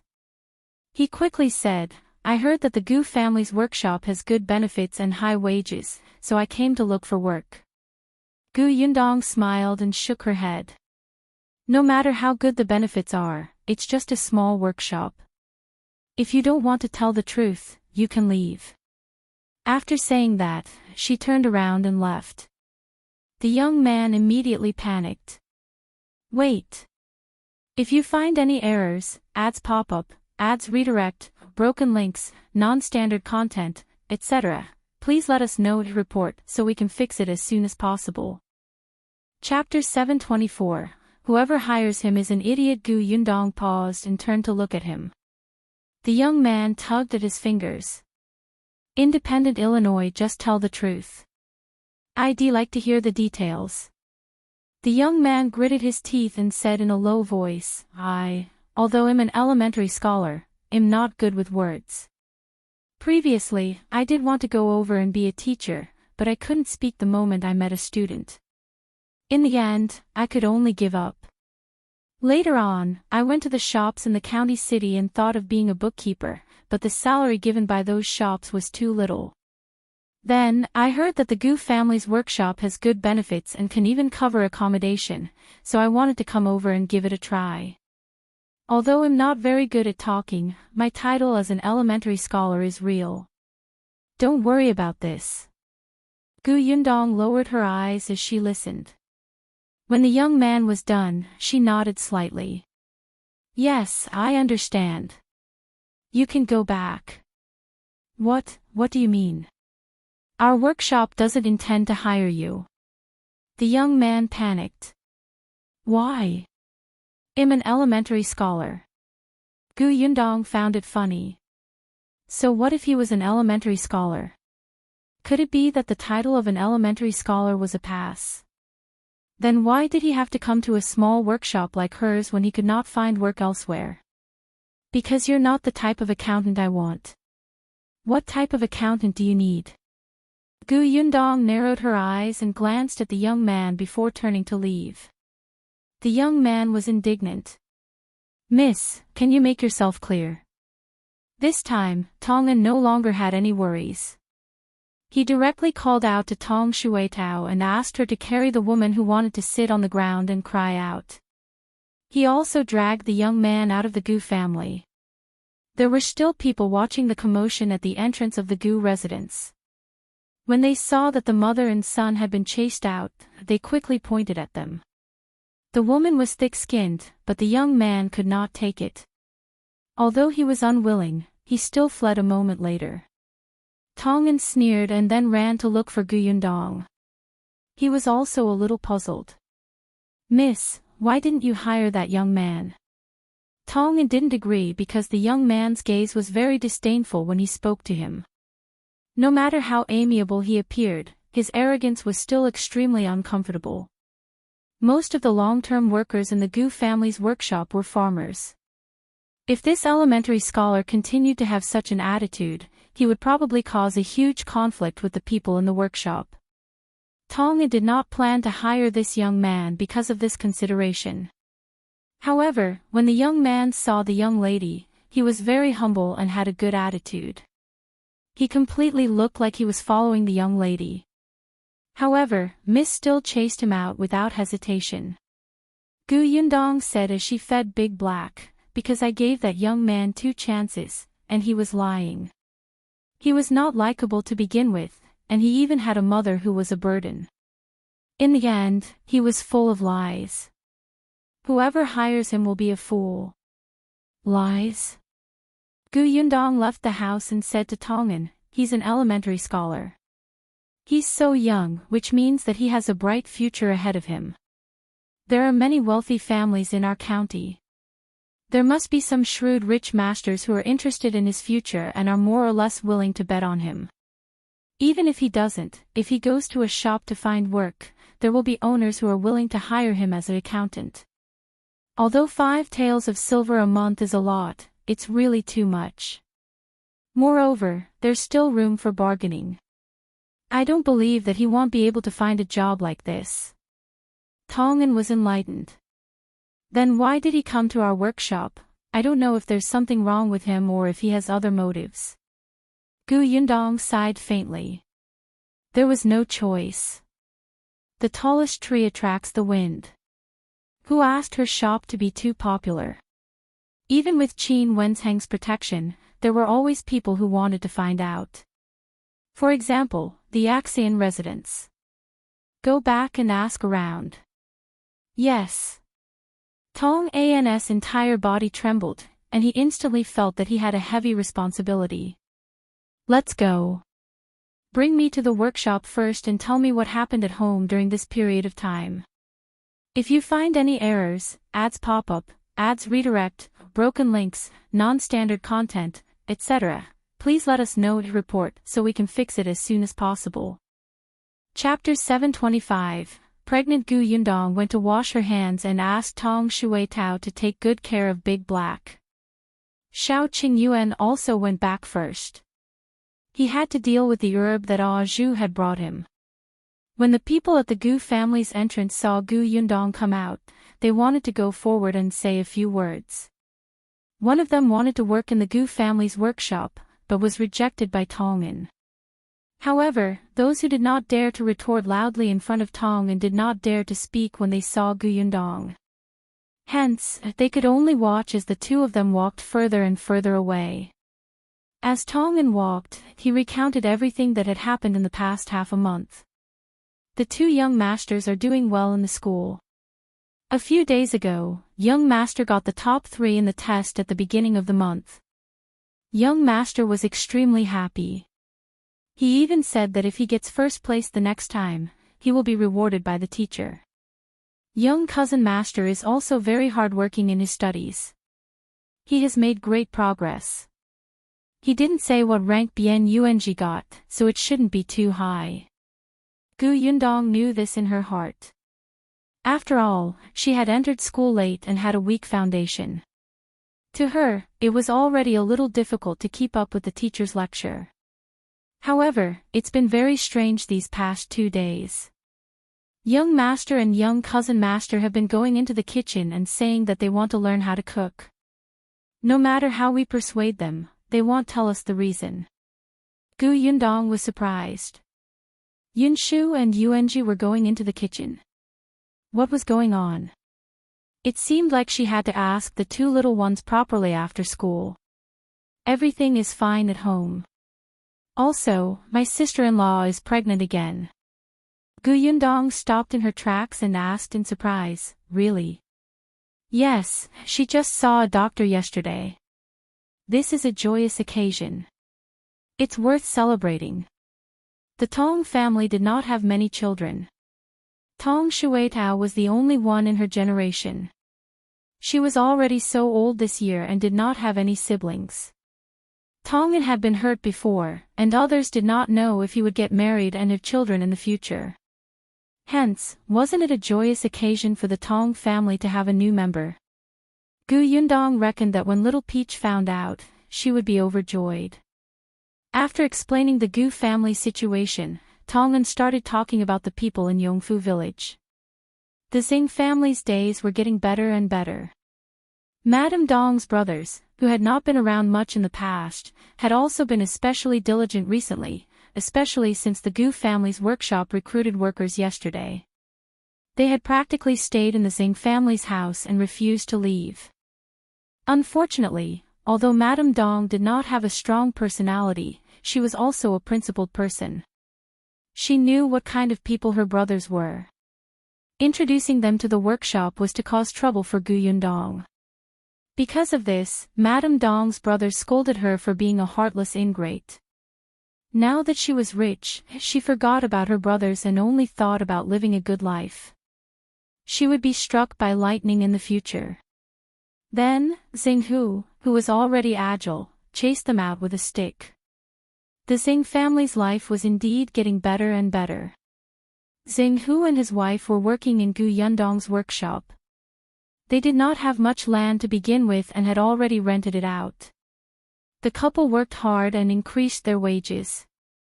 Xing Jia had already gone to the private school in the neighboring village to study. According to Xinghu, he would send Xinglu over in 2 years. The private school did not have a high tuition fee.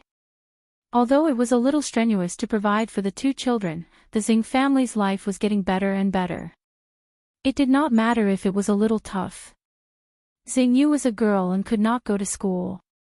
She helped out at home.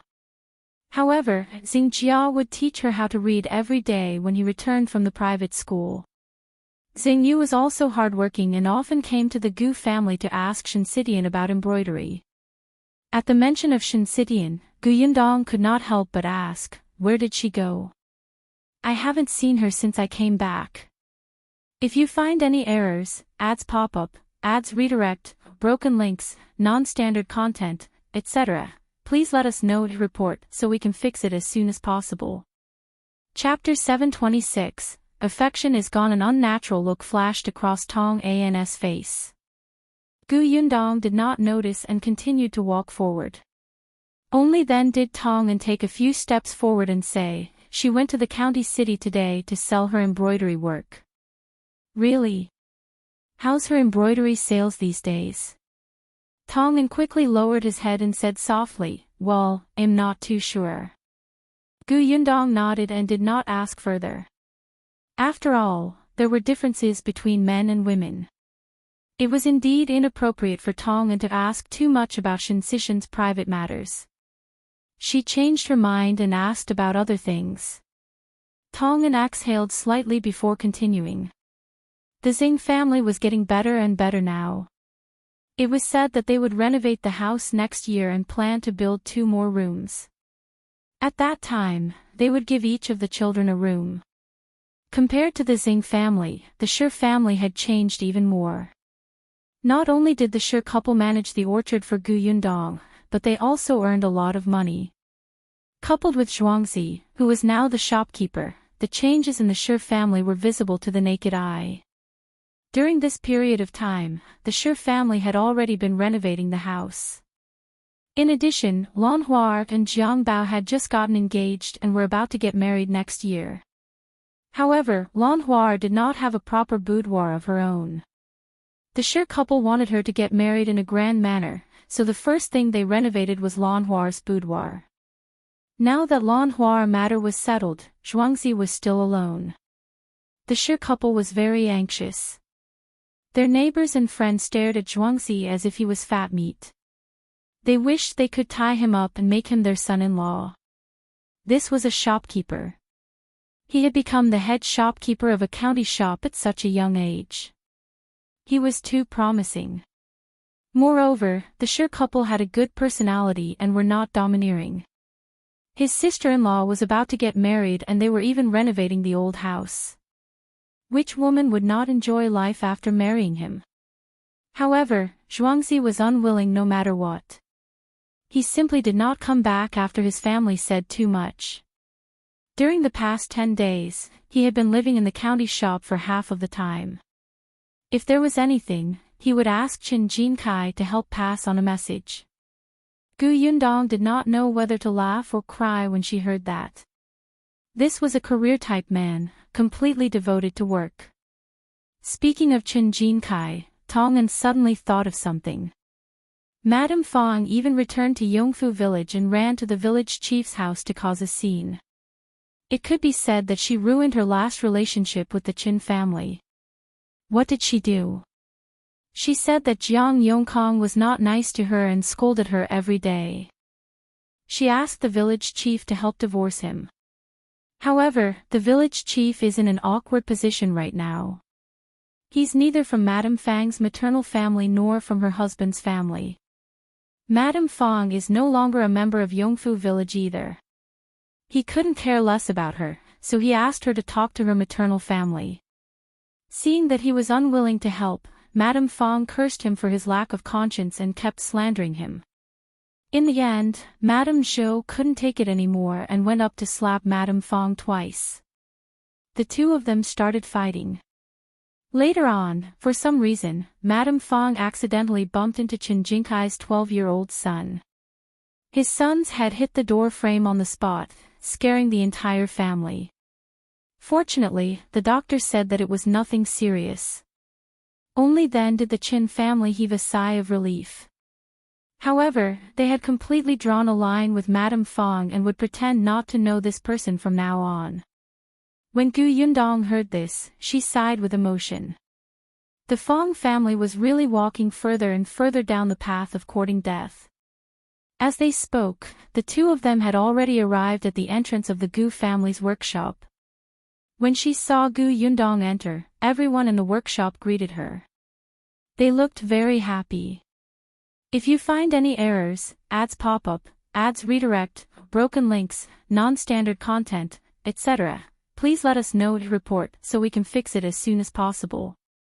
Chapter 727, Giving Red Packets, Increasing Pay. Gu Yundong looked around and realized that although everyone was in good spirits, their bodies were indeed quite tired.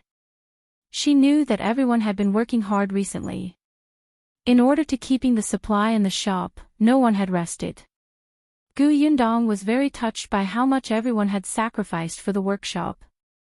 Especially when she saw the inventory in the storeroom at the back, she was even more moved. Hence, after coming out, she said to everyone, "It's been hard on everyone during this period of time. In a few days, when new long-term workers are hired, everyone will be able to relax a little. To thank everyone for your hard work these days, I'll give everyone a red packet tomorrow to celebrate. Everyone, please don't find it small." Ah, the long-term workers in the workshop immediately cheered. Even the fatigue on their bodies was swept away. "Boss, we don't mind if it's not too little. 1 copper coin is fine. Boss, it's not hard on us. We're so happy to be able to work in the workshop." "That's right, boss. The food in this workshop is very good. I don't even want to go home. Boss, don't worry. We definitely won't let the supply in the shop break. Even if you open another shop, we can still provide it. That's right, that's right. The boss business is doing well. Everyone chimed in one after another, making it lively and willing. Yundong felt a surge of warmth in her heart. These people always used the simplest language to express their sincerest feelings. They were really very cute. The smile on Yundong's face widened. Thank you, everyone. You're all so capable. It would be unreasonable not to increase your salary. Whoosh. The excited voice was even louder than before. Compared to red packets, the increase in salary was naturally more exciting. Someone even shouted, "We can work for another 100 years."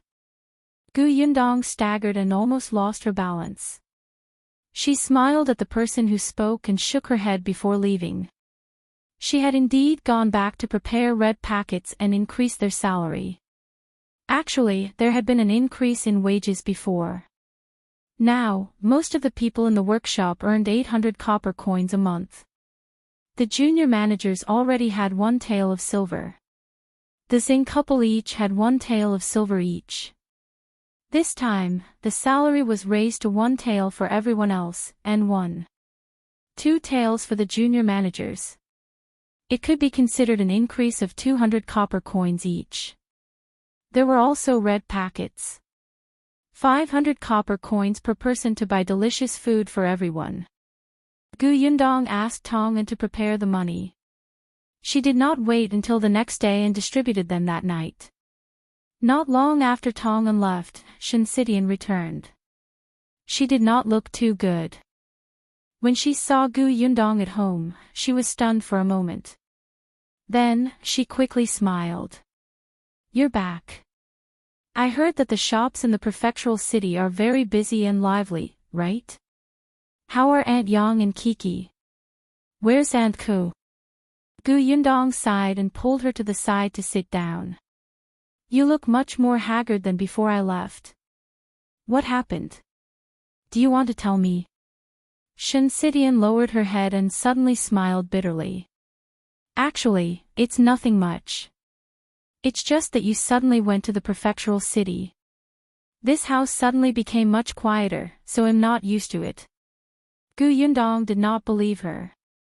"We're friends. Between friends, no matter if we're happy or unhappy, we can talk to each other.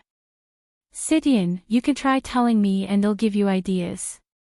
If you find any errors, ads pop up, ads redirect, broken links, non-standard content, etc., please let us know to report so we can fix it as soon as possible."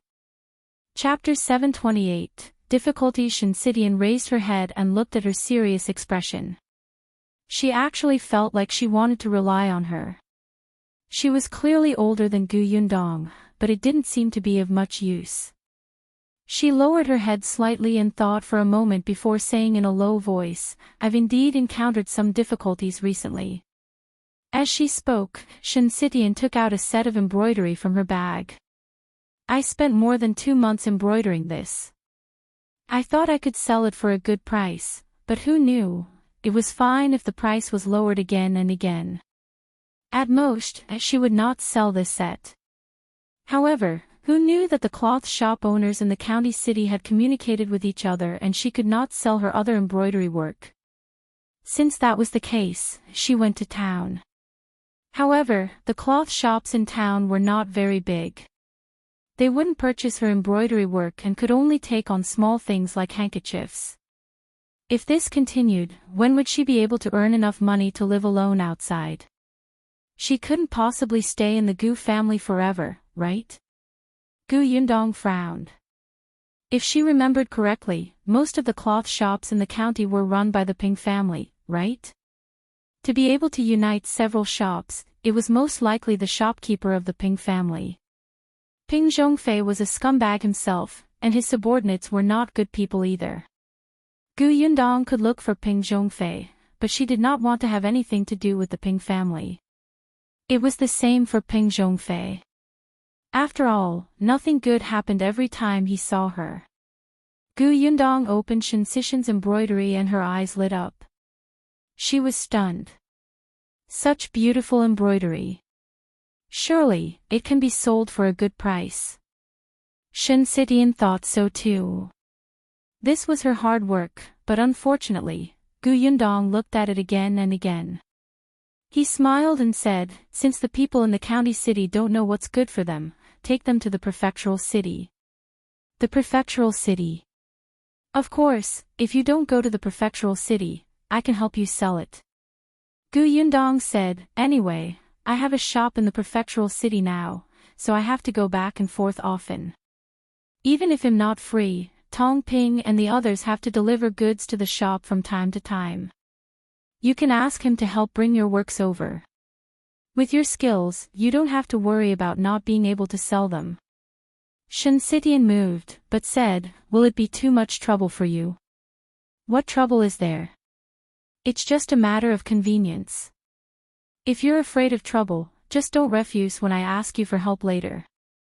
Of course I won't refuse, Shen Sitian quickly said. Isn't that enough? Sitian, I think you should embroider such big pieces in the future. They can be sold for a lot of money. They're much better than the ones you embroidered, such as pouches and handkerchiefs. Shen Sitian thought so too, but she had just arrived at Yongfu village and was not confident. This embroidery was the first big piece she had tried. Unfortunately, she had hit a wall everywhere and was very discouraged. Yundong was already pondering which shop she should sell the embroidery to. During her time in the prefectural city, she had also visited a few shops. Just as she was thinking, Tong'an returned. When he saw Shen Sitian sitting in the central room, he was slightly stunned and immediately lowered his head. When Shen Sitian saw him, she hurriedly stood up and said unnaturally, Yundong, I'll go back to my room first. You have something to discuss first, right? With that, she left in a hurry. When Yundong looked up, she could only see her back. She frowned slightly. Why did she feel that Sitian was still hiding something from her? However, there were always secrets. Since she was unwilling to tell, Yundong could not force her. Yundong put away the embroidery work and looked at Tong'an. If you find any errors, ads pop up, ads redirect, broken links, non-standard content, etc., please let us know to report so we can fix it as soon as possible. Chapter 729, Supporting Elder Sister. In the future, Tong'an had already sent out the red packets and also mentioned the increase in salary. Everyone was very happy, and Yundong was relieved.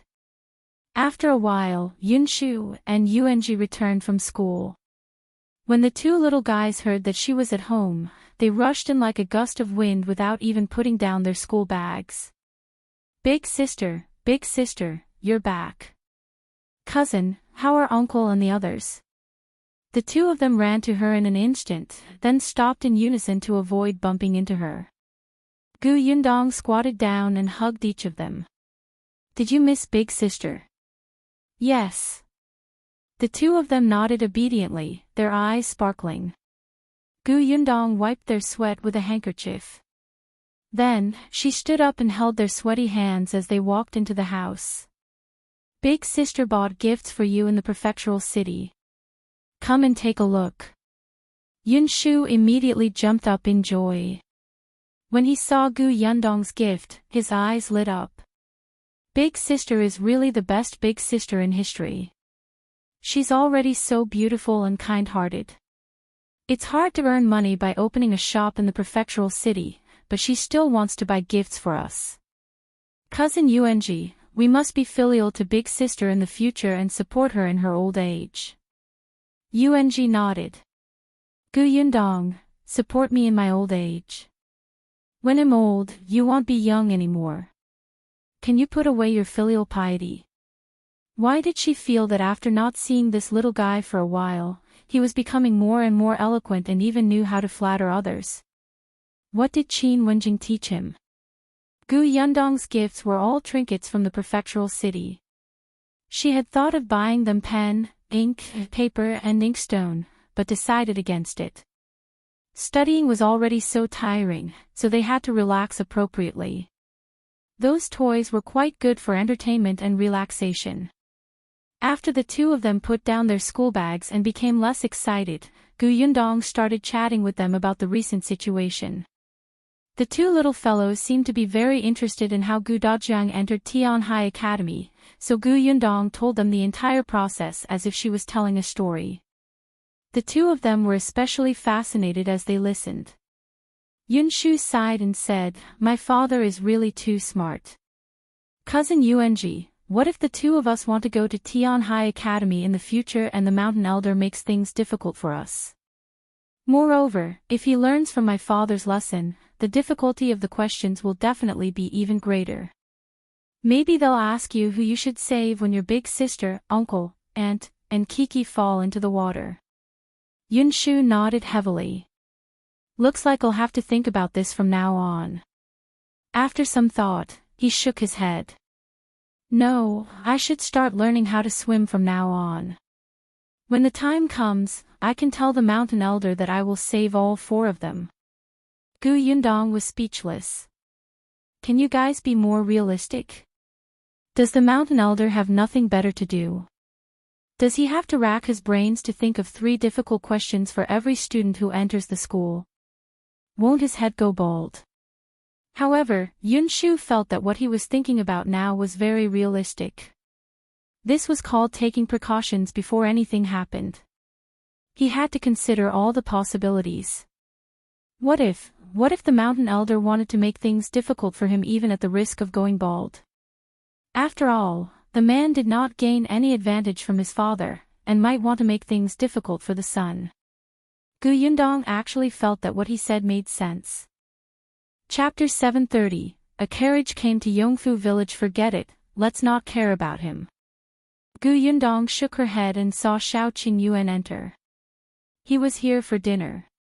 Speaking of dinner, Yundong suddenly thought of something. Yundong called Yunxu and Yuanji, who were thinking about the problem.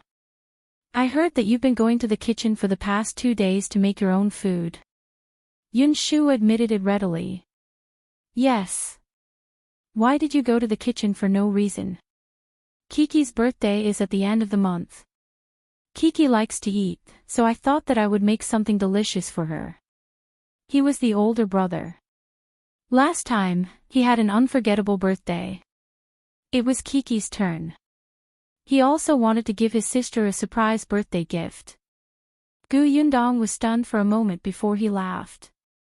"That's a good idea, but you're still young. You have to be careful. When you're in the kitchen, you have to be watched by the adults." She didn't object to the children entering the kitchen. Not to mention Yunxu, even Kiki had to do what she could. However, the prerequisite was that there were adults present. Otherwise, if there was danger, others would be caught off guard. Yunxu nodded vigorously. "I know. I cherish myself very much." "Oh right, elder sister, what birthday gift did you prepare for Kiki? You have to inform me first so that we won't give her the same gifts. It won't be heavy." Yundong rubbed his little head and led him to the dining room for dinner. "Big sister knows how to make a lot of things. I'll just cook something else." Young's birthday was at the end of this month, and Yundong's birthday was next month. The two sisters were very close. Madame Yang's birthday was at the end of the year. Only Dajiang's was in the first half of the family. Yundong had already thought of Kiki's gift. The 3 of them walked to the dining room. Shao Qingyuan had already taken out the big black basket in the corner. Yunxu and Yuanji were stunned when they saw Big Black. "Big dog. Sister, why do we have a big dog?" "This is Big Black." Yundong told them about Big Black. The way they looked at Big Black instantly changed. "Big Black is a hero. We will definitely treat Big Black well in the future. Be good and eat first." With Yundong around, the 2 little guys and Shao Qingyuan had a huge appetite. They only stopped after eating 2 big bowls. The next day was the day that Yundong finally decided on the long-term workers. This time, she prepared to recruit 50 people. This way, the workshop would have 100 long-term workers. The workshop was also big enough to accommodate 100 people. There were still many applicants, even more than the last time. After all, there was a long time between the recruitments this time. Everyone in the surrounding villages knew how good the benefits of the Gu family workshop were. Especially those who had relatives and friends from Yongfu village. They spread the news one by one and were very popular. However, Tongnan had already selected 80 people beforehand. Gu Yundong only needed to choose 50 people from these 80 people. Half a day was enough. Gu Yundong quickly decided on the candidates. This time, there were many villagers who were far away. Fortunately, the workshop had already prepared accommodations for those who could not go home. After the recruitment was completed, the long-term workers went back to prepare. They came to work the next day. As soon as they arrived, the pressure on the workshop instantly decreased a lot. Tong Ping and the others no longer had their hands tied when transporting goods to the prefectural city, and they even collected carts of fruits. After finishing her work at the workshop, Gu Yundong was about to go to the county city to see Qin Wenjing when a carriage suddenly came from Yongfu village. The carriage stopped in front of Shao Qingyuan's courtyard door, and a noble young master got out. Chapter 731, Shao Qingyuan, you have no principles. Gu Yundong stood at the door and waited for Tong Shuitao to come over with the carriage. Hence, she immediately saw that person and immediately watched in surprise as he walked into Shao Qingyuan's courtyard. Shen Sitian, who was standing beside her, frowned slightly. Who is this? He even brought 2 guards with him. Don't tell me he's here to cause trouble for young Master Shao. Gu Yundong shook his head. No. She thought for a moment and said to Shen Sitian, tell Shuitao that we won't be going to the county for the time being. I'll go to the Shao family's house to take a look. Shen Sitian nodded and Gu Yundong strode towards the Shao family. The 2 guards guarding the Shao family's door immediately stopped her. Gu Yundong rolled his eyes. Your young master is a guest at someone else's house, and you want to stop the master. The 2 guards looked at each other. You're the master. Gu Yundong nodded. Just as she was about to shout, she saw Mao run out. Miss, come in quickly. Gu Yundong glared at the 2 guards and went in. As she walked in, she asked Mao, why is young Master Dai looking for Brother Shao? He said that he's here as a guest. He even planned to hunt in the mountains with young Master. Hunting? Were all the young masters of the prefecture magistrates' families so free? They came all the way from the prefectural city to Yongfu village just to hunt in the mountains with Shao Qingyuan. Did she hear wrongly? As they spoke, the 2 of them stood outside the central room and heard faint voices coming from inside. Perhaps hearing the footsteps outside, there was no sound from inside. Then, Shao Qingyuan walked out. Why are you here? Didn't you say you were going to the county? I saw that young Master Dai was here, so I came over out of curiosity. Dai Wenhuo naturally knew her. When he heard this, he smiled. Miss Gu, how have you been? My mother has been talking about it every day these past few days, hoping that Miss Gu will return to the prefectural city as soon as possible. I came here today without telling her. Otherwise, my mother might have come to look for Miss Gu. Young Master Dai, you must be joking. I heard that you're looking for Big Brother Shao to enter the deep mountains. That's right, Dai Wenhuo replied. Previously, I heard from young Master Liu that Shao Qingyuan often enters the mountains. Not only can he fight tigers, but entering the mountains is like entering the back orchard to him. Therefore, I wanted to ask him to enter the mountains to take a look. Miss Gu wouldn't refuse, right? Gu Yundong touched her chin. Deep into the mountains. David's last sentence was just a joke. Unexpectedly, she suddenly fell silent as if she was really thinking. Dai Wenhuo's mouth tightened. You're not really refusing, are you? Gu Yundong looked up and suddenly smiled. Why wouldn't I let you go deep into the mountains? But I'll go with you. David was speechless. Shao Qingyuan frowned. You want to go?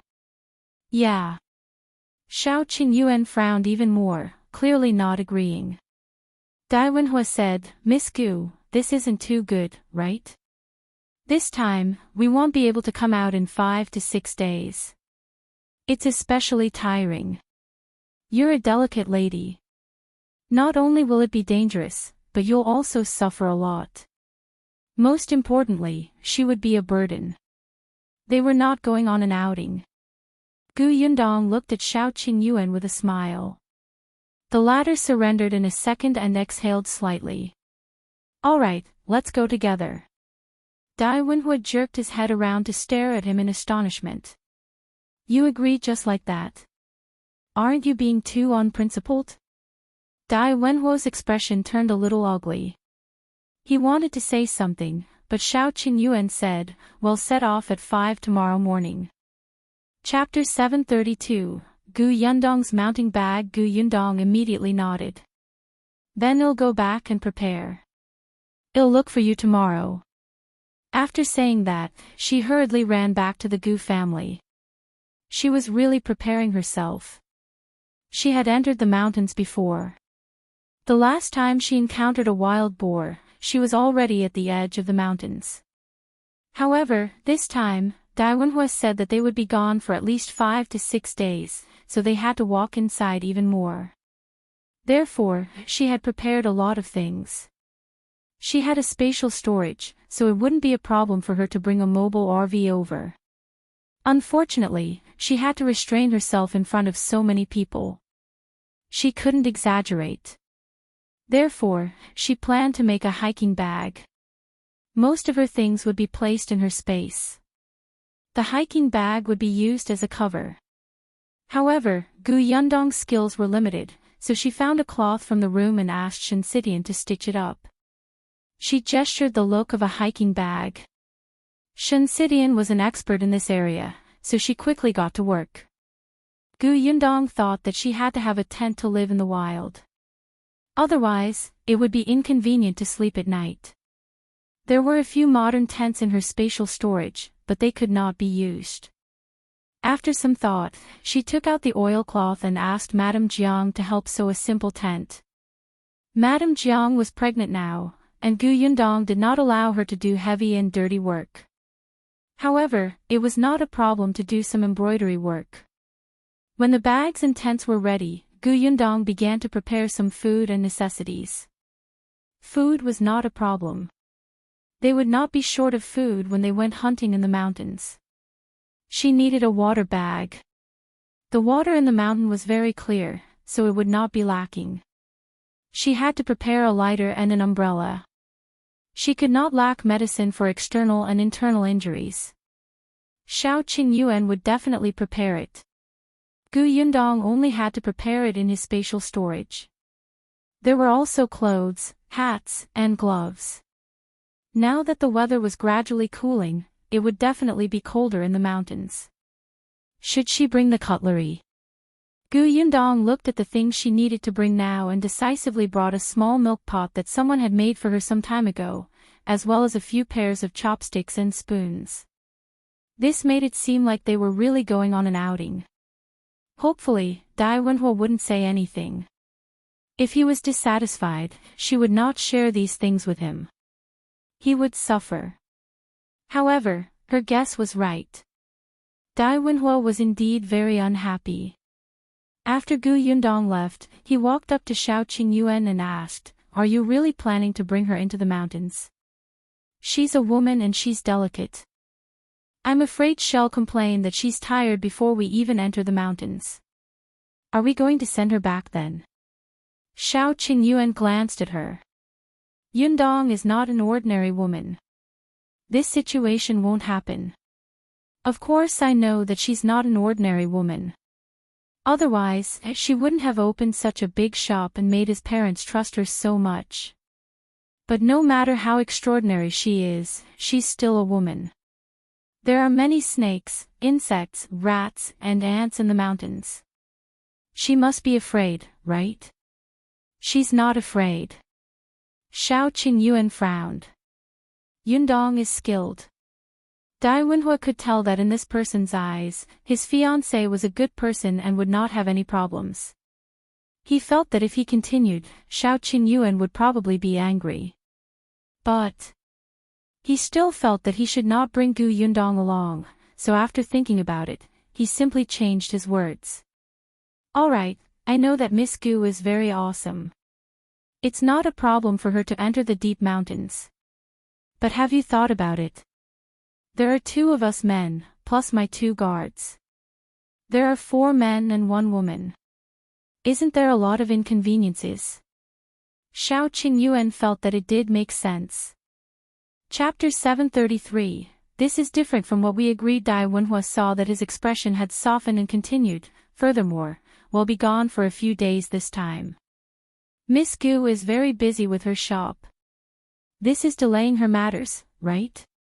Also, although you and Miss Gu are engaged, you're not married after all. If her parents know that you brought her into the mountains, will they be angry and think that you're unreliable? What if there's a change in the marriage? Shao Qingyuan frowned even more. Wenhuo was very good at talking. Every word hit the nail on the head. After a long silence, Shao Qingyuan finally nodded. I'll persuade her not to go. Wenhuo heaved a huge sigh of relief. He had finally been persuaded. It was not in vain that he had tried so hard to persuade him. However, when Shao Qingyuan went to the Gu residence, he was told that Gu Yundong had gone to the county city. He thought that perhaps she was going to Gus to give some instructions, so he would wait for her to come back. Shao Qingyuan also had to prepare some things he needed to enter the mountain. However, he waited until the next morning when they were about to set off. It was not even 5 o'clock when Gu Yundong arrived at the Shao residence with a huge hiking bag and a thin and strange walking stick. Gu Yundong wanted to get Shao Qingyuan a hiking bag, but time was limited.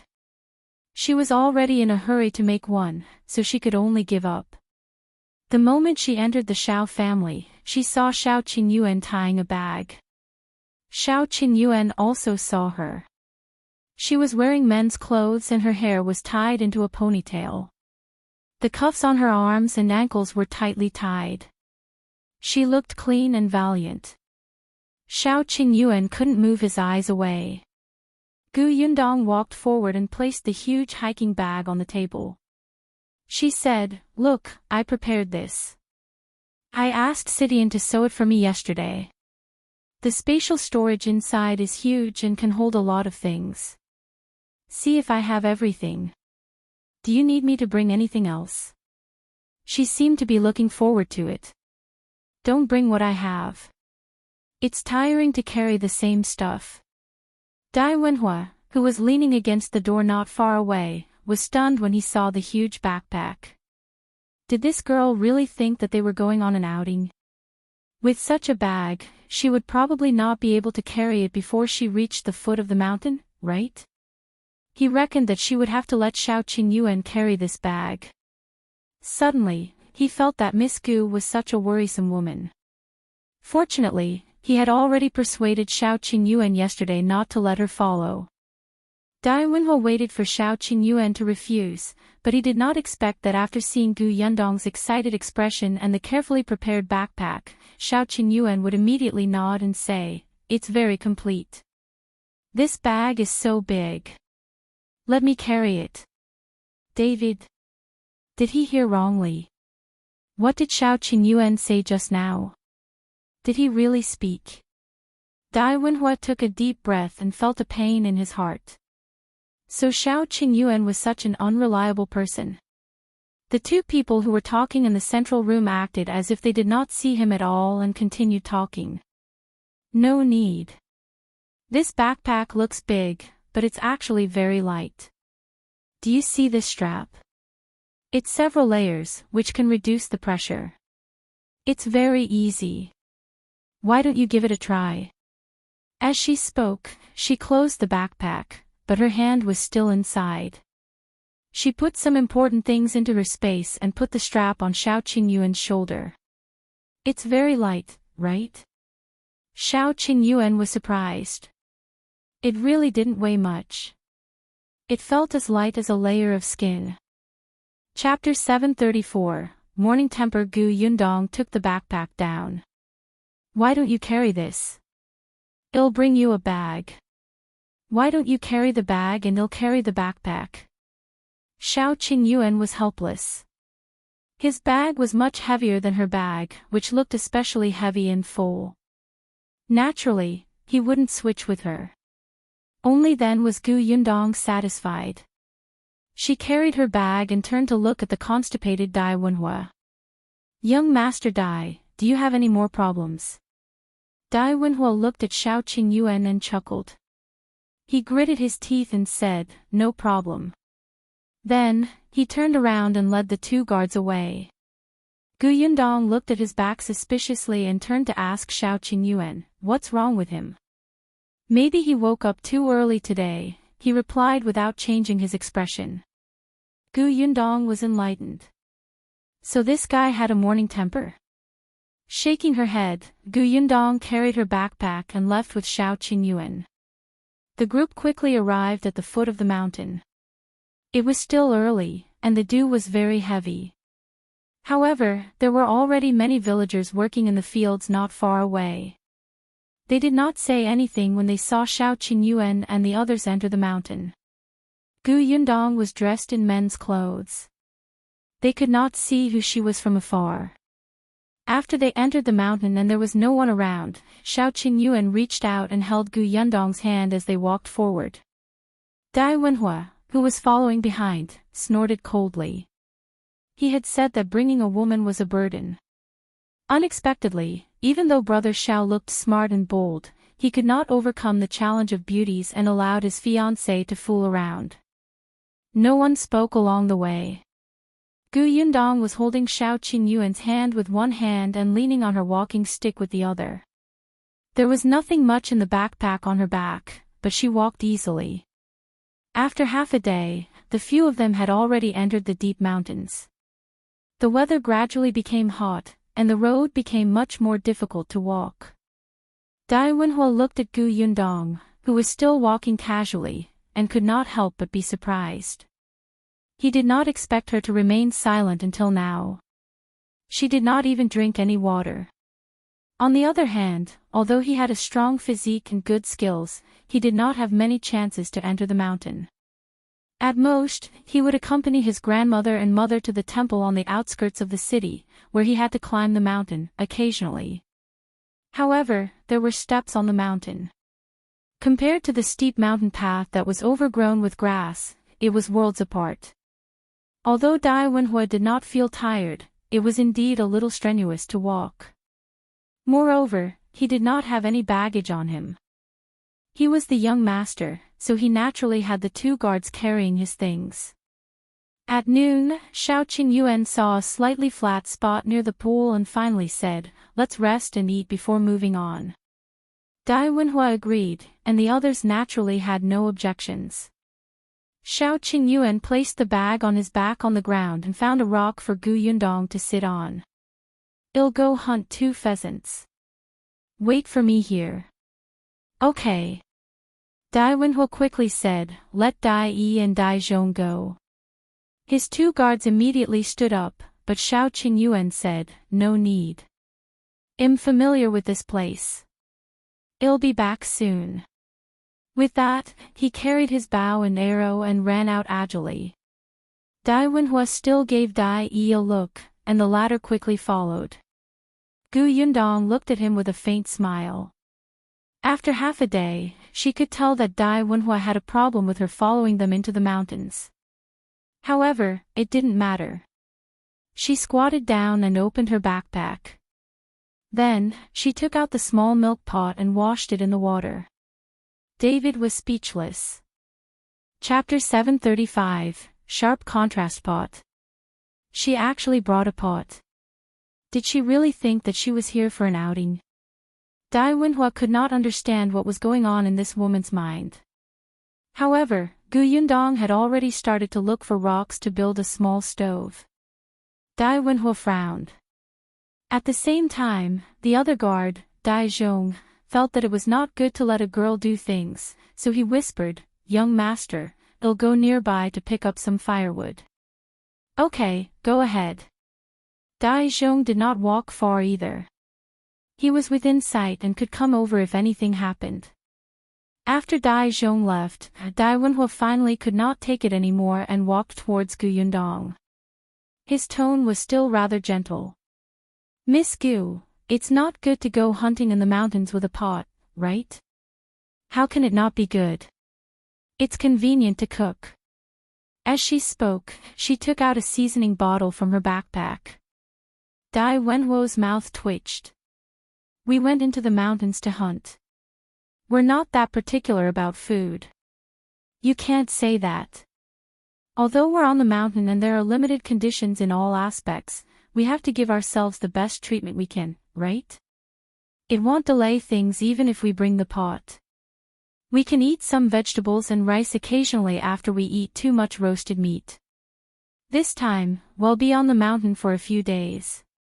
When Dai Wenhuo heard about the rice, he wondered if she had brought the rice with her.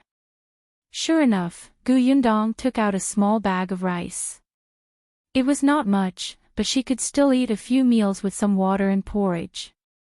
Dai Wenhuo was suddenly at a loss for words. He felt a little irritated. "You sure know how to enjoy yourself. So young Master Dai came to the mountains to suffer." Gu Yundong was surprised. "In that case, I'll put less rice. Coincidentally, this pot isn't very big." It was enough for her and Shao Qingyuan to eat. She was indeed as good as her word. Dai Wenhuo almost fell back in anger. Forget it.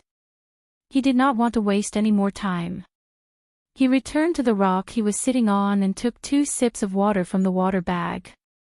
He did not want to talk to Gu Yundong anymore.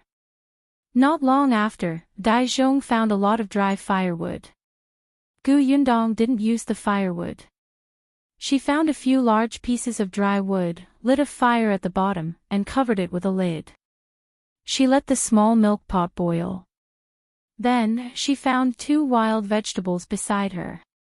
After washing them, she placed them on the oilcloth and cut them into pieces.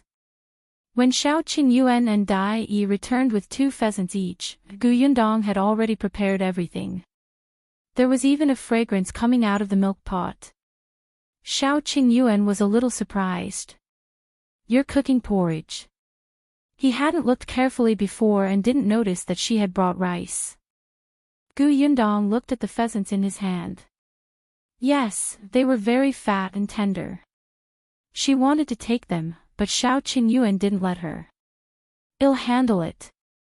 Although he did not know how to cook, it was not a problem for him to deal with wild chickens and rabbits.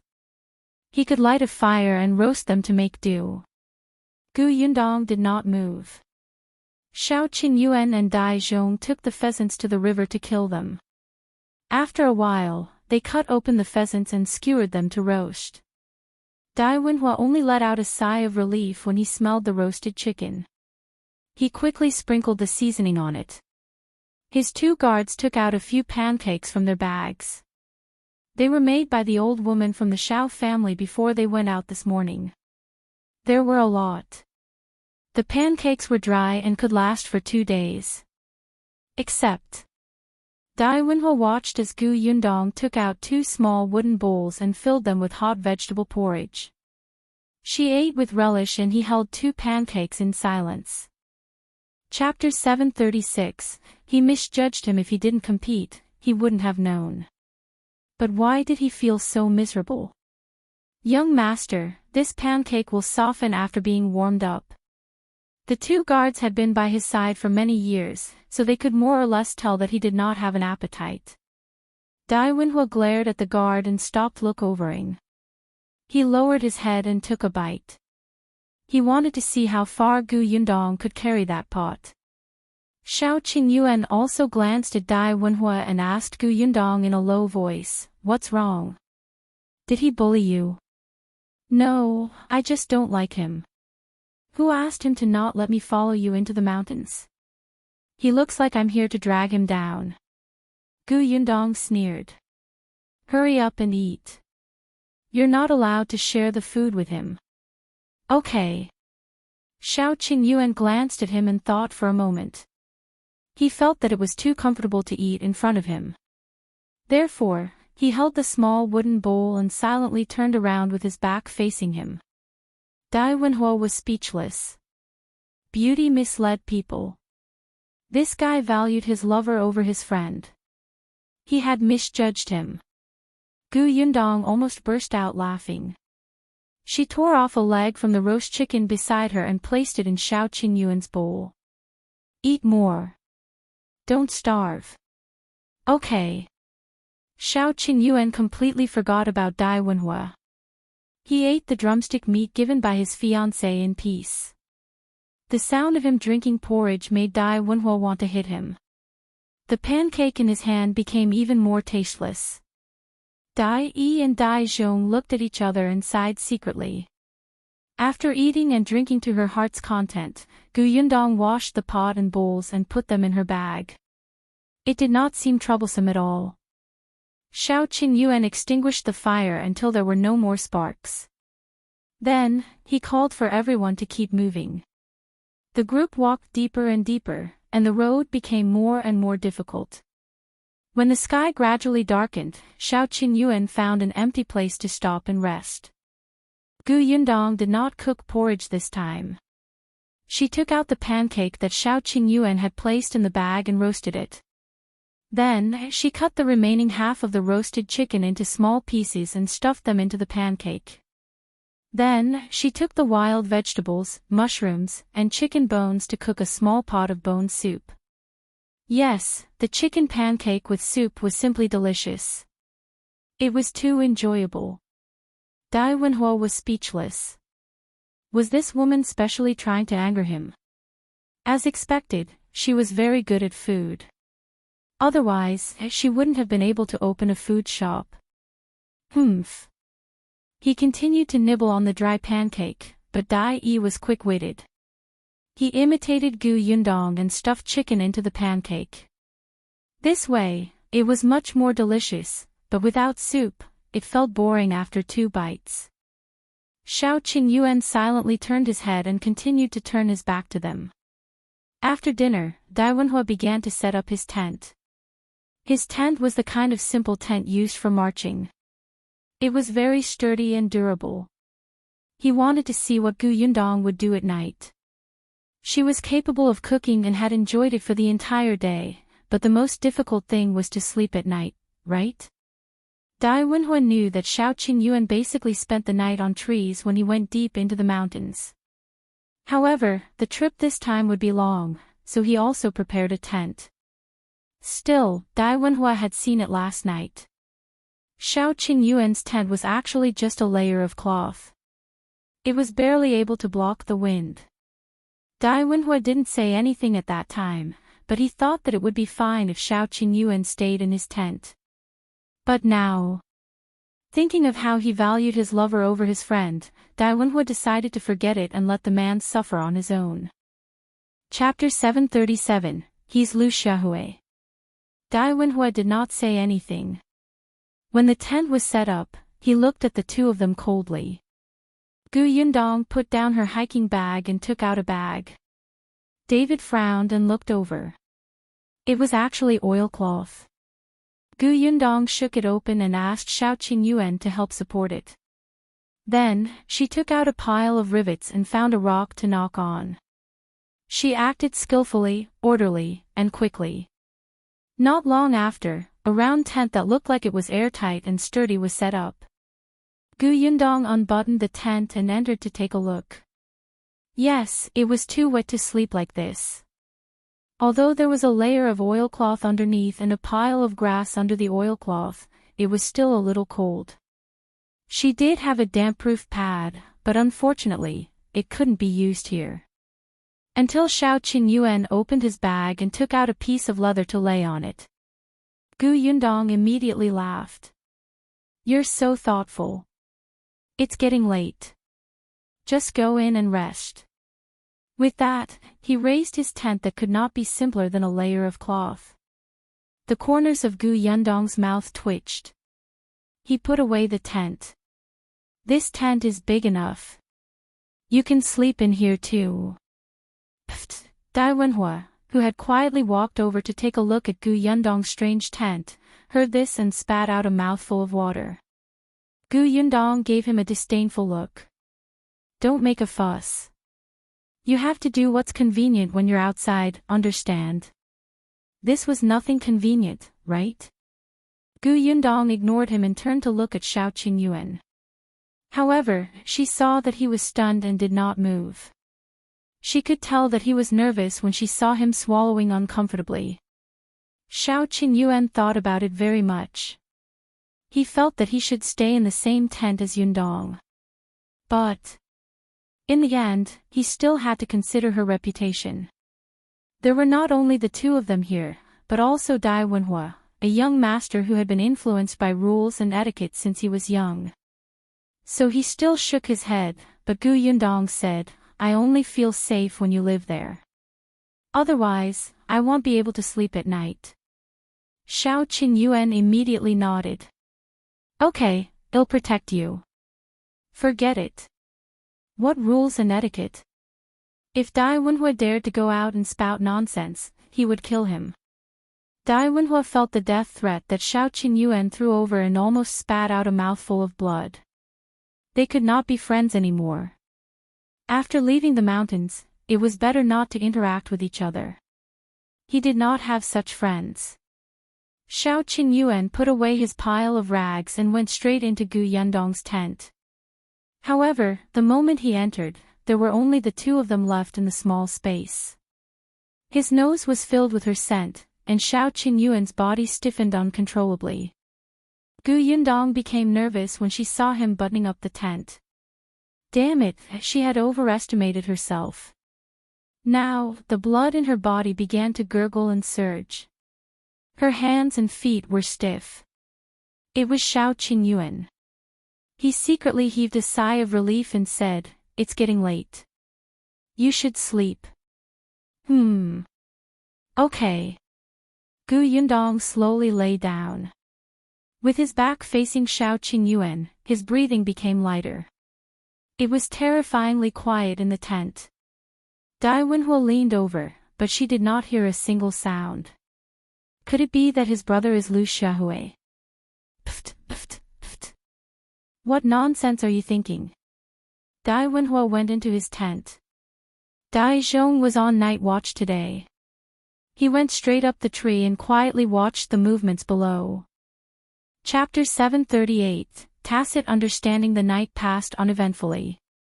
When Gu Yundong woke up, he saw Shao Qingyuan sleeping a meter away from him. His entire body was well behaved. His eyes were closed and his breathing was calm.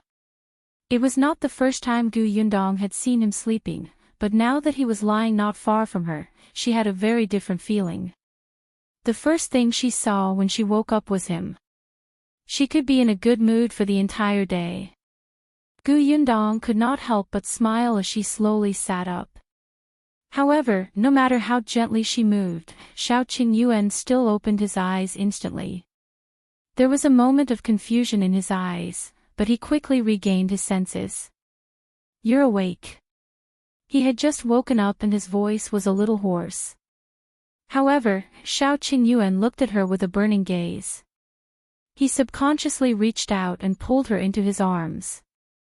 He had wanted to do so last night, but he was afraid that he could not control his impulses so late at night. Now. Shao Qingyuan suddenly coughed lightly and immediately let go of her. Wait here for a while.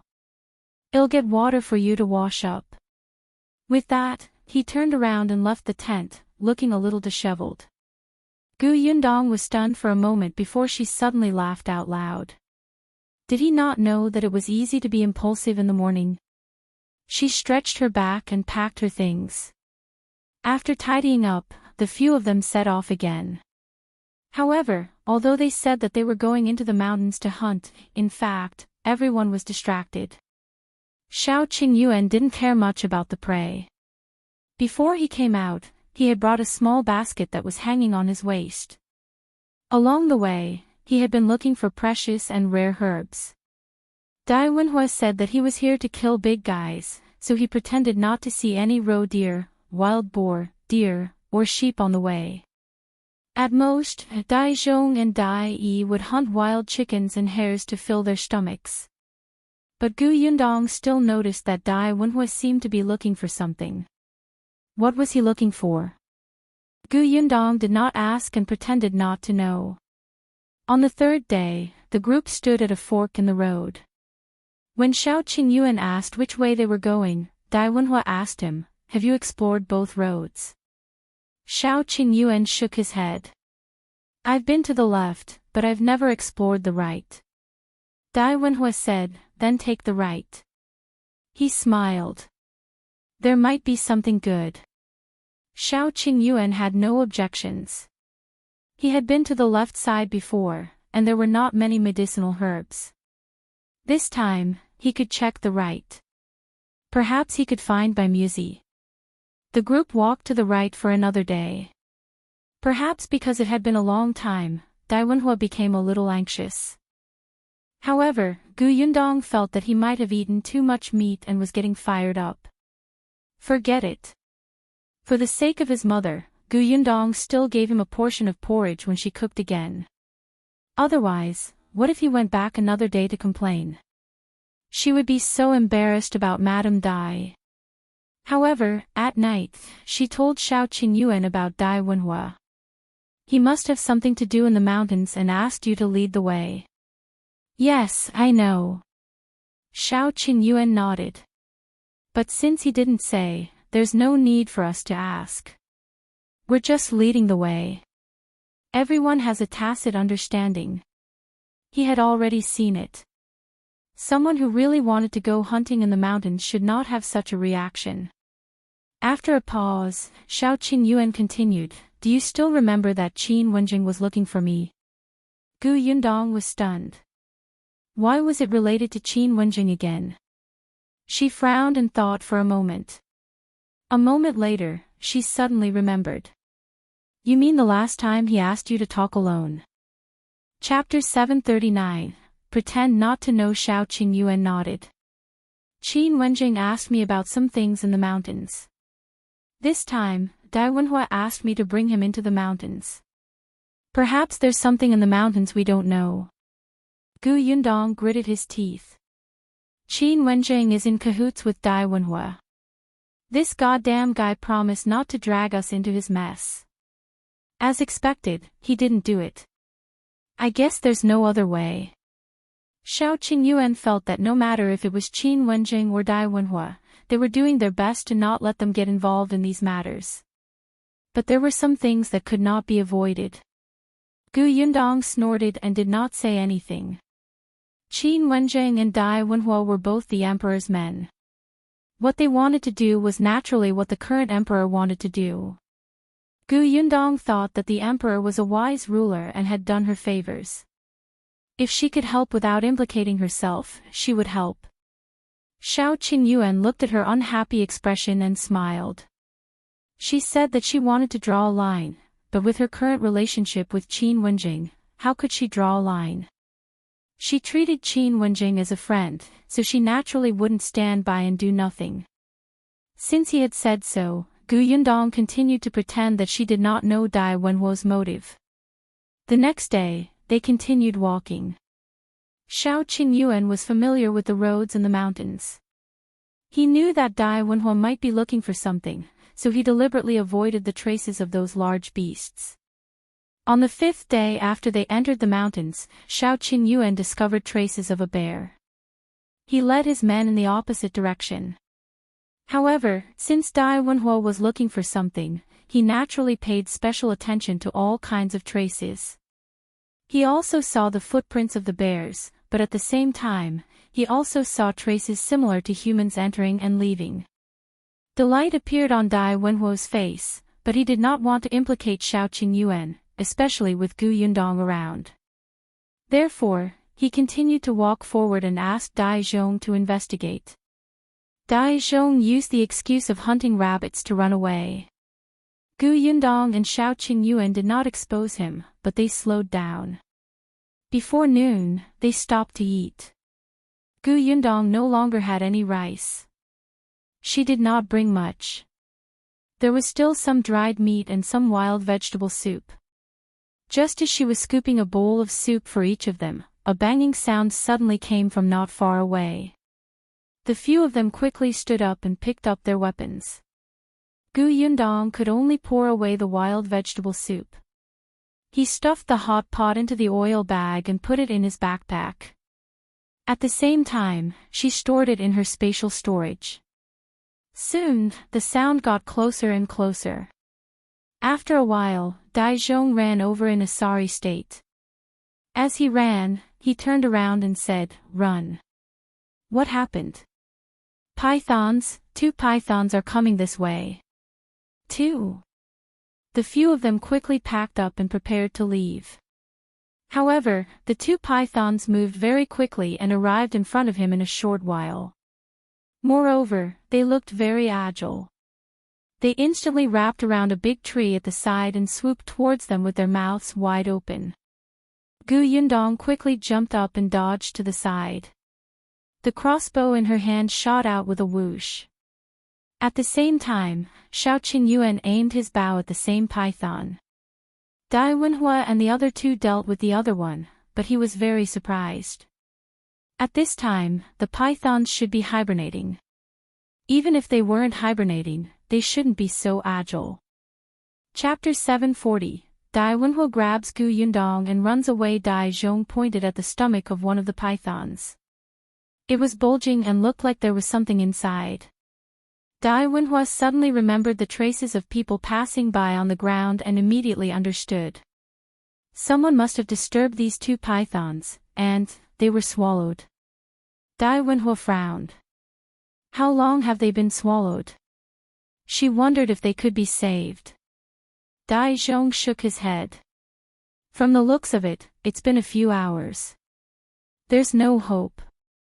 Dai Wenhuo did not ask further and began to focus on dealing with the pythons in front of him.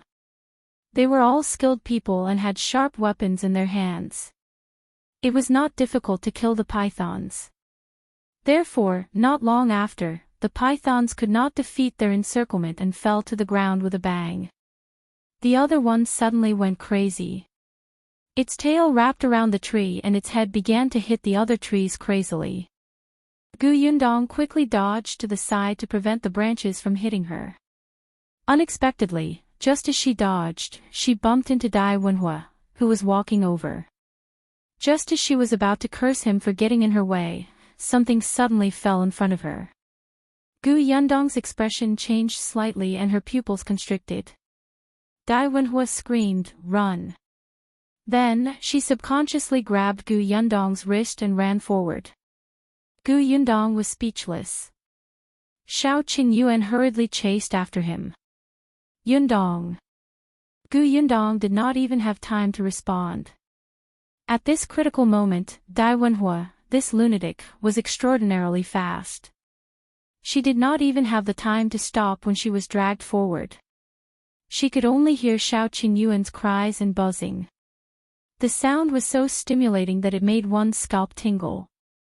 She inadvertently glanced at her head and was shocked by the huge hornets behind her. Wasn't this too much? Hearing the buzzing sound getting closer and closer, Dai Wenhuo sped up. Gu Yundong was caught off guard and fell forward. However, before she could fall, Shao Qingyuan, who had rushed up from behind, had already picked her up and carried her on his shoulder before running forward. Gu Yundong was speechless.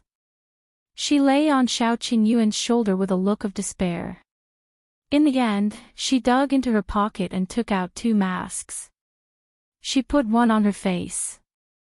Then, she turned around with great effort and put it on Shao Qingyuan. After running for an unknown period of time, the buzzing sound behind them finally became softer and softer. In the end, they could no longer hear it. Only then did they slowly exhale and stop. The situation was urgent just now, so Shao Qingyuan did not think too much about it. He only wanted to catch up to Gu Yundong as soon as possible. Only then did he realize that he should not have run like this.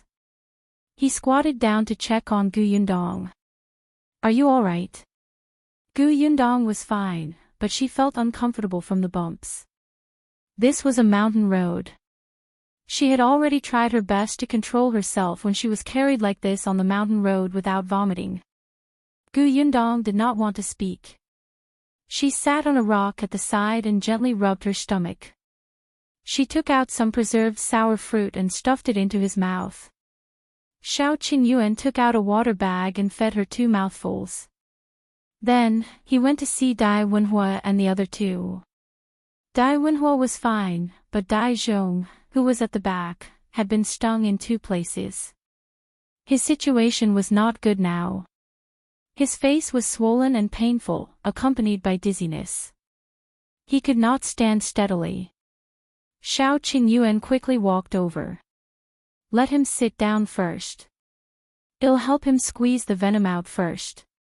He asked Gu Yundong for vinegar and asked Dai Yi to apply it on him. Then, he said, "I'll go nearby to look for the purple flower earth ding." After saying that, he stood up. However, just as he raised his head to look around, he frowned. Chapter 741, Alone they were lost. Shao Qingyuan pursed his lips. He wasn't afraid of getting lost. If he was given more time, he could still find his way. However, Dai Zhong had been stung by the hornets. He definitely could not stay in the deep mountains anymore. He had to get out as soon as possible. As Shao Qingyuan found the purple flower earth ding and crushed it for Dai Zhong to ease the pain, he lowered his eyes and thought about leaving the mountain. Dai Wenhuo had no intention of continuing to search. He came over to discuss with Shao Qingyuan. He also had a map in his hand. It was about the villages around the 9 Tigers Mountain. Shao Qingyuan was more familiar with the 9 Tigers Mountain. Based on the time and route when they entered the mountain, he could roughly guess where they were now. "Let's go out of the mountain first. This way, it should be between Shaoshi village and Heshan village." Dai Wenhuo nodded. After resting for a while, he helped Dai Zhong out of the mountain. Fortunately, although Dai Wenhuo led everybody on the wrong way for a while, he was aiming out of the mountain. Therefore, when the group saw the village, the sky had just darkened. The few of them heaved a sigh of relief and quickened their pace. Just as they reached the foot of the mountain, they bumped into a young man carrying a basket on his back. The young man was stunned for a moment. "Who are you?" After staying in the mountains for so many days, especially in the end, when they almost lost their shoes to avoid the hornets, they were in a sorry state.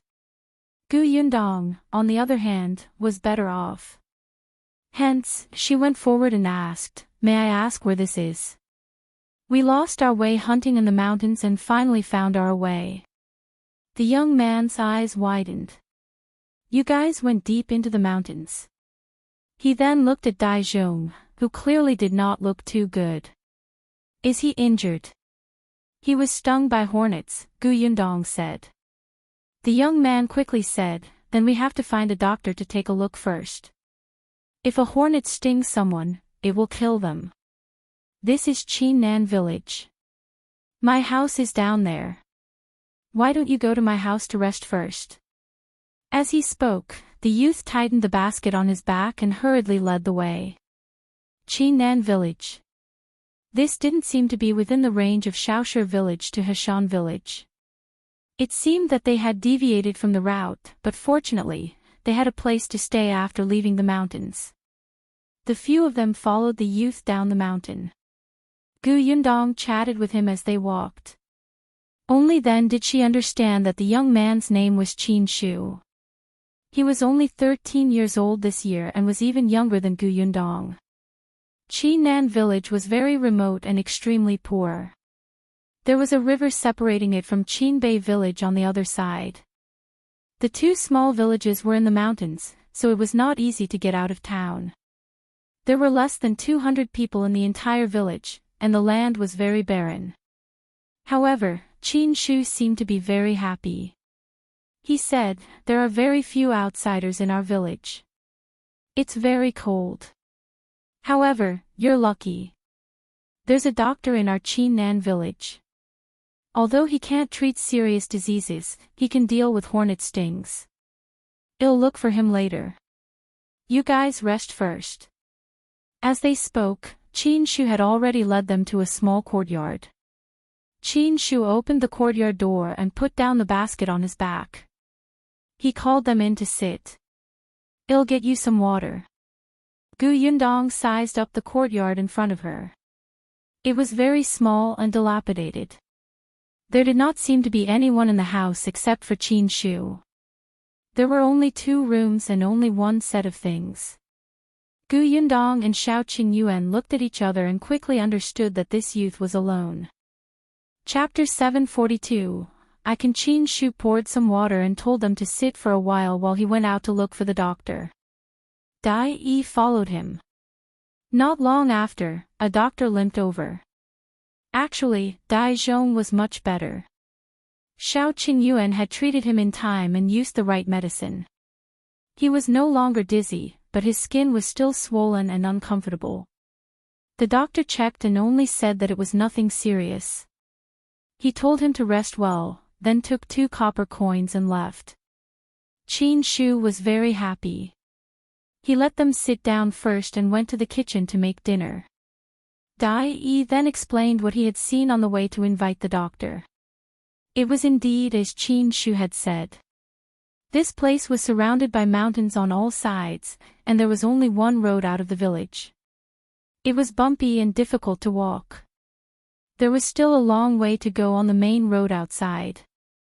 No wonder there were no outsiders. This place belongs to Shuanghu County. It takes nearly 6 hours to get to the nearest Anbei town, and it's even further to the county city. Moreover, this village doesn't have a carriage. We can't buy one even if we want to. When Qin Shu came over, he happened to hear this. He said, "Our village doesn't have a carriage, but the village chief has an ox cart. After dinner, I'll help you borrow it." Okay. Qin Shu was still very happy to be able to help them. He was also talkative. When they were eating, he asked them curiously where they came from, what the prefectural city outside was like, if they had been to the capital or seen any big shots. He had many questions, and the yearning he revealed made Yundong think of Yunfu. When she was still in Gu village, Yunfu's eyes were filled with desire and curiosity for the outside world. Therefore, she would answer Qin Shu whenever she could.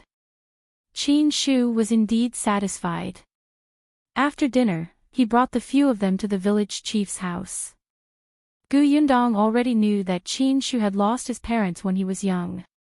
His father had passed away long ago and his mother had remarried. It was said that she had left Qingyuan village and gone outside. No one knew where she was now. Perhaps this was also one of the reasons why Qin Shu was curious about the outside world. Qin Shu grew up eating from hundreds of families. As he was also a member of the Qin family, the village chief took good care of him. The village chief already knew that Qin Shu had brought a few lost strangers from the depths of the mountains. The village was only so big, so everyone knew about the slightest accident. Compared to Qin Shu's pure enthusiasm, the village chief was clearly much more cautious. He sized up the 3 people standing in front of him. Although they were all wearing rough clothes, it was not difficult to tell that these 3 people were people who lived extremely well. Wenhuo, in particular, was much more distinguished than the young masters of the rich families he had seen in the county city. As the village chief watched, he felt uncomfortable. He shifted his body slightly to control the urge to stand up and give up his seat to them. He coughed lightly and asked, "You want to borrow the ox cart to go to the county city?" "Yes." It was Wenhuo who spoke. "Don't worry, village chief. We won't borrow it for nothing. We won't give you any less money." Yundong rubbed her forehead. "Young master, you're too direct." The village chief shifted uncomfortably again. It's not impossible for you to borrow my ox cart, but who will drive it? Originally, my son could send you there, but he hasn't been feeling well these 2 days and can't go out. Qingshu immediately said, I can send them there. The village chief glanced at him and said in frustration, You? Are you sure? Chapter 743. She likes this place. Qingshu met the village chief's gaze and suddenly realized something. He immediately lowered his head silently and did not speak. Indeed, the next moment, the village chief said speechlessly, You haven't even been to the county city. How can you send them there? You may be unable to find your way back by then. Qingshu scratched his head, feeling a little troubled. After a while, he turned around and asked Gu Yundong, I've never been to the county city, but I've been to town. Can I send you to town? There are carriages in town too.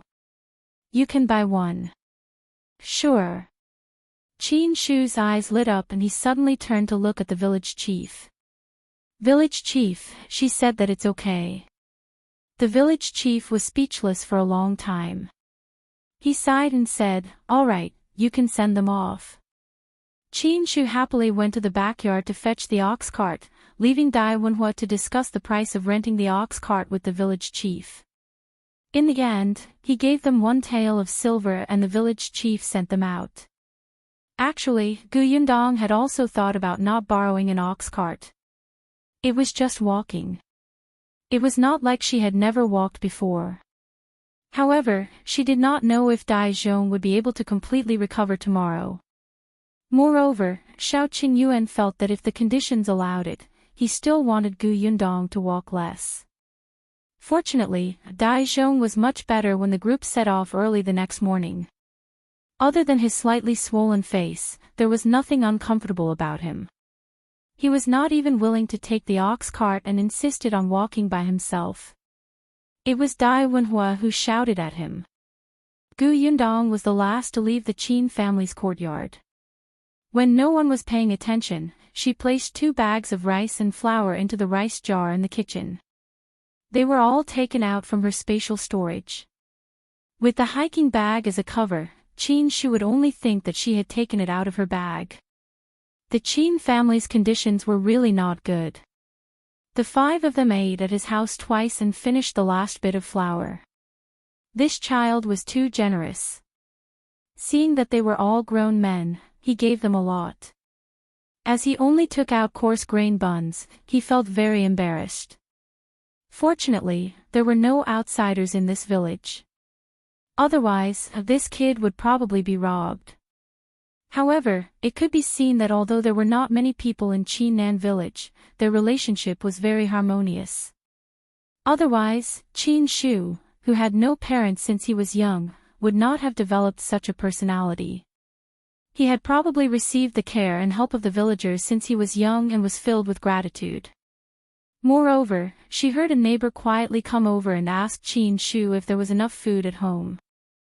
After putting down the rice and flour, Gu Yundong came out with the hiking bag. The ox cart was already set up, but there were too many people. It was impossible for everyone to sit on it. Gu Yundong was a woman, so Shao Qingyuan was the first to help her up. In addition to Dai Zhong, there were only 2 people in the carriage. Even Qingshu could not sit. The farmers cherished the ox very much. If it was not necessary, they could not bear for it to suffer. If it were not for the injured and the woman among them, Qingshu would not have helped to borrow the ox cart from the village chief's house.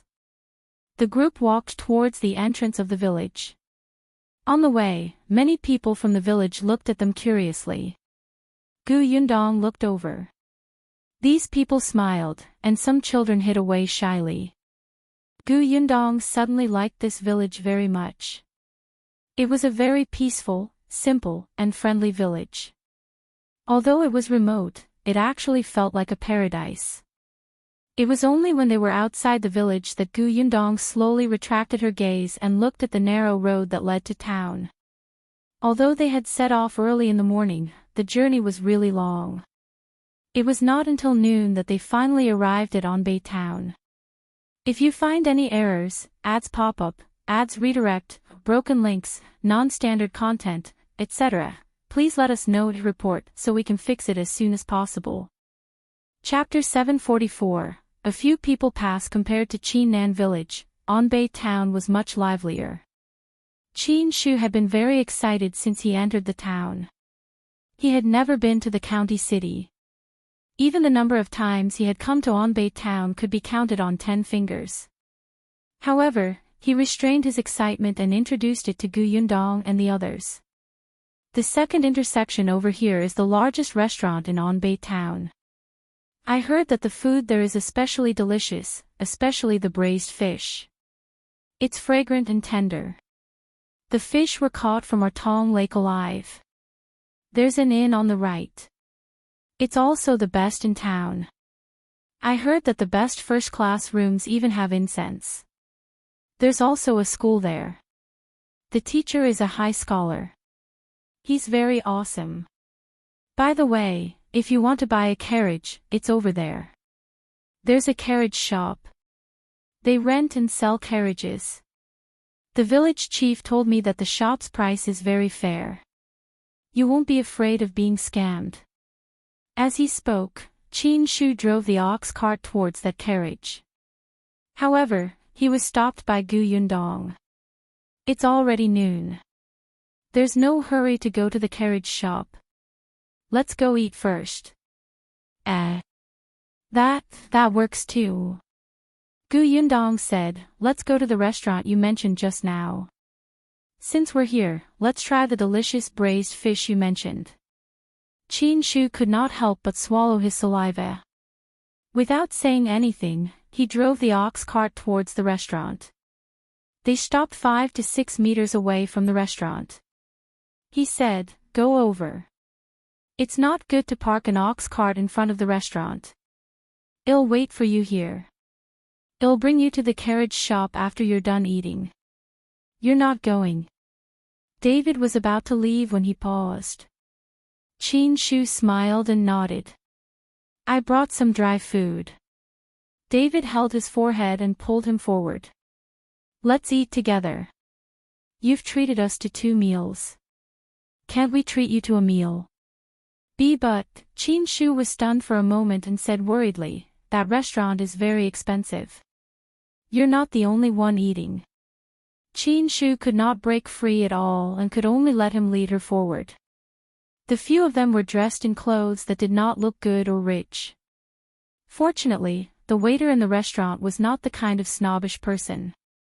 He was only slightly stunned for a moment before leading them inside. When they arrived in town, it would be Wenhuo home ground. He directly asked the waiter to find a private room on the 2nd floor for them. The first thing he ordered was the braised fish that Qin Shu had mentioned. However, after the food was served, everyone took a bite and felt that it was ordinary. Hence, almost everyone only touched their chopsticks once before stopping. At first, Qin Shu was too embarrassed to eat, but seeing that everyone was not eating anymore, he felt that he could not waste it. He gritted his teeth and moved his chopsticks. In the end, almost the entire fish went into his stomach. He felt that it was very delicious and thought that he could tell everyone when he got back. This restaurant's braised fish was indeed worthy of its reputation. After eating and drinking their fill, everyone heaved a sigh of relief. Although the food in this restaurant was not good, it was still much hotter and more delicious than the food in the mountains. Qin Shu was very embarrassed. He seemed to have eaten quite a lot too. At this moment, he did not rest anymore. He stood up and said, Independent Illinois, go pull the ox out first. After the few of them entered the restaurant, the waiter brought the ox to the backyard to eat grass. He hurriedly stood up and opened the door of the private room. A few people happened to pass by outside and were shocked by his sudden action. If you find any errors, ads pop up, ads redirect, broken links, non-standard content, etc., please let us know to report so we can fix it as soon as possible. Chapter 745. Very similar. One of them saw that Qin Shu was dressed in tattered clothes and could not help but scold, be careful. Can you afford to compensate if you bump into him? As soon as he finished speaking, Qingyuan suddenly raised his head and looked at the man who spoke. His eyes narrowed. Wenhuo, who was beside him, wanted to retort, but Qingyuan stopped him. Those people only said this before leaving. Shu also hurried out of the private room and went to the backyard to fetch the ox cart. As soon as the door of the private room closed, Wenhuo looked at Qingyuan, who had a serious expression on his face. Why are you stopping me? Yundong said at the same time, do you know the man who spoke? Qingyuan was actually a little uncertain. His voice sounds familiar, and his eyes are very similar. After a pause, he turned to Yundong and said, do you still remember that we encountered a group of robbers on the way to Qingyuan Prefecture with the escort agency to transport the 4 jars of wine from the Tao family? You mean? Qingyuan nodded. Back then, the leader of the robbers said a few words. I heard it, and it was the same voice as that person just now. Although their faces were covered back then, their eyes were exposed. The man's eyes were also very similar to that person's just now. When they encountered the robbers back then, although they were all safe and sound in the end, those people really wanted their lives. If Yundong had not put the 4 jars of wine into the space on the spot, the robbers would have thought that they had robbed an empty carriage and turned around to leave. Perhaps they would have been injured or killed. Later on, this matter was reported to the government office. The government office also sent people to investigate, but unfortunately, they found nothing. After Qingyuan and the others returned to Fengkai County, they had also told Tao Feng, the eldest son of the Tao family. Unfortunately, Tao Feng didn't have any clues, so they still didn't know where these robbers had come from or where they had escaped to. However, he did not expect to see someone suspected of being a robber in this small Anbei town. Shall we go and take a look? Qingyuan nodded and followed Yundong out. However, he was stopped by Wenhuo. Since he's seen you before, you'll be easily discovered if you go. He called Yi. Follow them and take a look.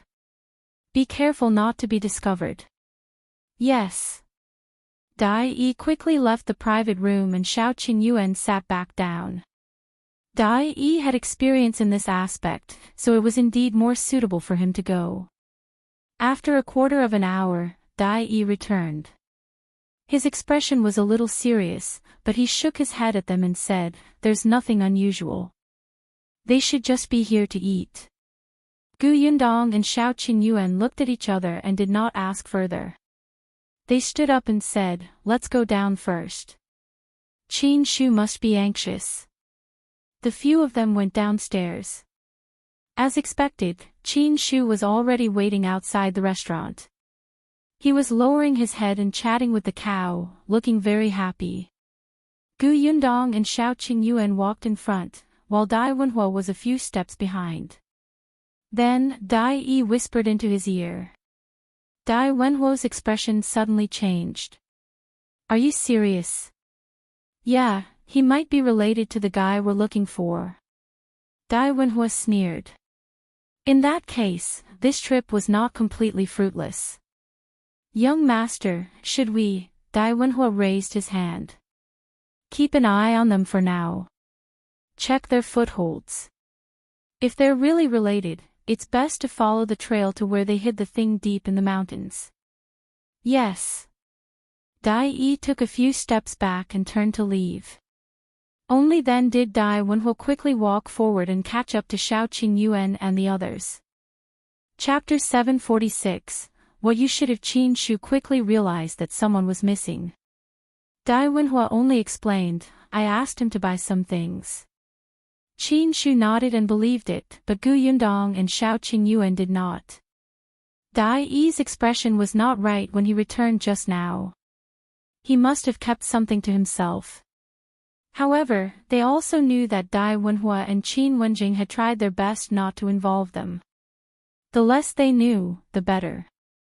Everyone tacitly ignored the abnormality and went to the carriage shop to buy a carriage. Yundong originally wanted to rent one, but she had encountered the robber previously. In order to avoid more trouble, she bought a carriage and drove back. Seeing that his mission was completed, Qingshu heaved a huge sigh of relief and sat on the ox cart with a smile. Brother Shao, Brother Dai, Sister Gu, this is it. I wish you all a safe journey. Sister Gu, thank you for telling me so much about the outside world. I'll remember your words. Goodbye. He was about to leave when Gu Yundong pulled him aside and gave him 10 taels of silver. We're the ones who should thank you. Take this as our food and accommodation expenses. You can keep it. Qingshu widened his eyes and quickly retracted his hand. No need, no need. Didn't you treat me to a meal too? I'm already very satisfied after coming to such a good restaurant and eating braised fish. I can't accept this. Take it. Gu Yundong insisted. This is what you deserve. If you really don't want it, then, buy something for the people in your village. Didn't you say that they helped you a lot? You can help them now. But, this wasn't his money. Even if he helped, he wouldn't be the one helping. But Qingshu could not win against Gu Yundong's decision. After some thought, he could only say, then I'll use this silver to buy some rice, flour, grains, and oil and send them to the uncles and aunties in the village. I'll say that you gave them to me. Up to you. If she gave him the money, it would be his. How he dealt with it was his own business. Qingshu heaved a sigh of relief. Only then did he feel that the silver in his hand was not so hot. However, he was still happy in his heart. After bidding farewell to Gu Yundong and the others, he took the money to buy food, cloth, and daily necessities. He placed them in the ox cart and transported them back. When they returned to the village, someone immediately realized that there were many things on the carriage. Qingshu chuckled and said that these were all given by those guests. Then, he asked the village chief to help distribute them to everyone. The village chief knew that these were definitely for Qingshu alone. Only this silly boy would take them all out to share. However, he knew how to be grateful. He knew how to repay his uncles and aunts in the village. It was still very gratifying. The villagers were all sensible people. Some of them refused to accept it and said that they had not helped much. However, if they did not accept it, Qingshu simply left it at the village chief's house. The village chief was speechless. In the end, it was the village chief who spoke up and helped to distribute them. After that, there was still a lot left for Qingshu to bring back. When Qingshu returned home and opened the rice jar, he realized that there were 2 large bags of rice and flour inside. For a moment, his eyes were a little moist. He thought that if he had the chance to see Sister Gu again in the future, he would definitely repay her well. These were all things for another time. On the other side, after Gu Yundong and the others parted ways with Qingshu, they drove the carriage back. Dai Yi had yet to return. Although Gu Yundong and Shao Qingyuan did not say anything, they were very slow. It was not until the next afternoon that Dai Yi rode his horse over. Chapter 747, Coax Him. After 2 days of recuperation, Dai Zhong had completely recovered. As soon as Dai Yi arrived, he leaned over and whispered into Dai Wenhuo's ear. The latter's expression instantly turned serious.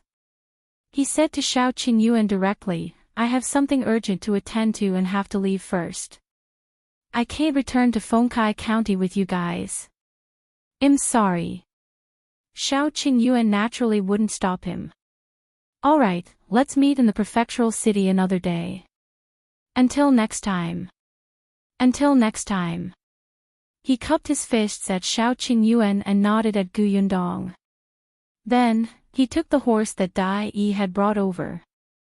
He flipped over and jumped.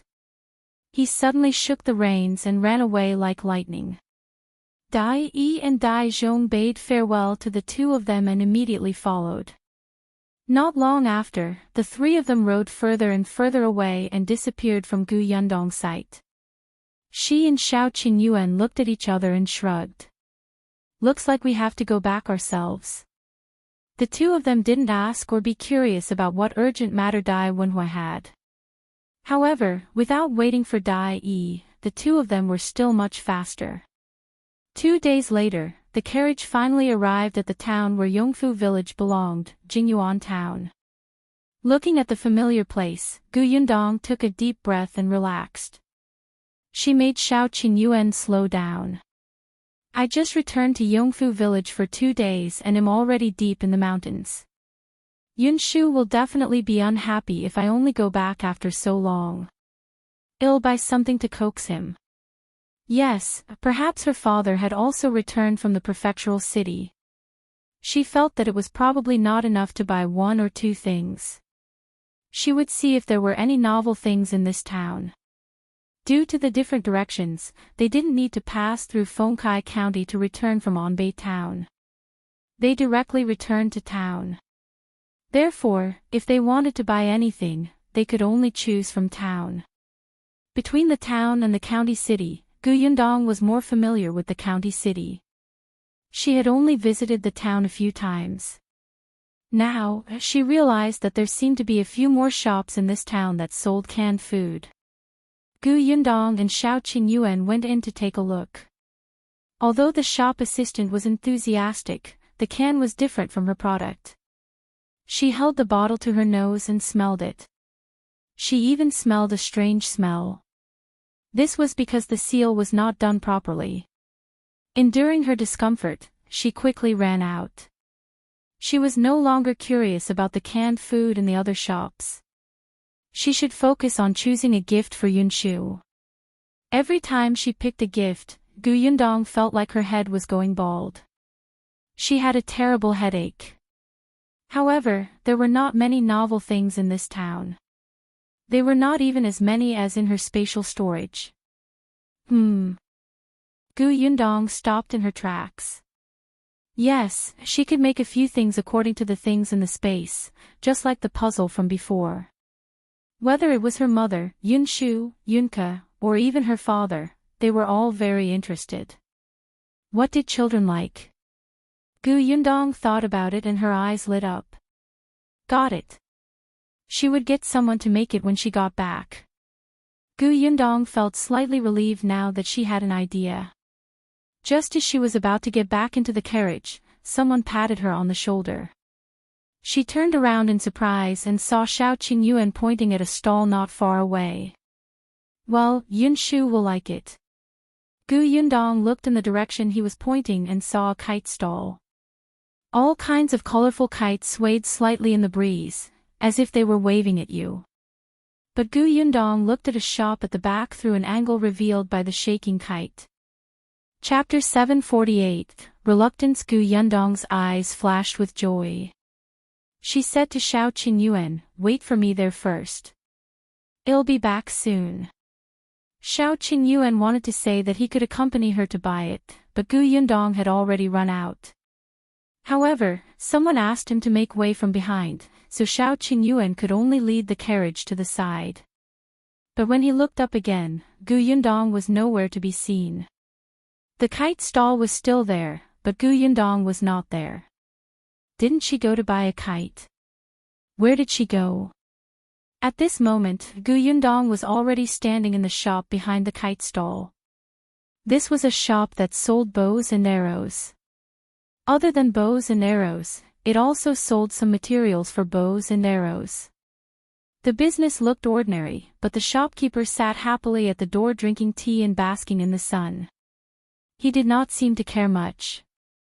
When he saw Gu Yundong enter, he slowly stood up and asked with a smile, Miss, do you want to buy a bow or a custom-made bow? How long does it take to customize a bow? The shopkeeper smiled and said, that depends on what you need. An ordinary one can be obtained in 10 days to half a month. If you want top-notch materials, it might take half a year to a year. That long? Gu Yundong frowned. Wasn't this too long? After some thought, she asked, "Then how much are the best bows and arrows sold here? What are you buying the bow and arrow for? Do you learn to use it at home, or do your brothers use it to practice archery, or do you go hunting in the mountains?"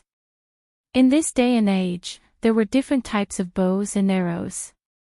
In terms of arrows alone, they were determined by the different uses such as combat, field hunting, school review, signals, and so on. Arrows used for combat were not allowed among the commoners. If they were discovered, they would be captured and executed. As for bows, there were also simple and complicated ones. The price was differentiated by the size and material of the bow.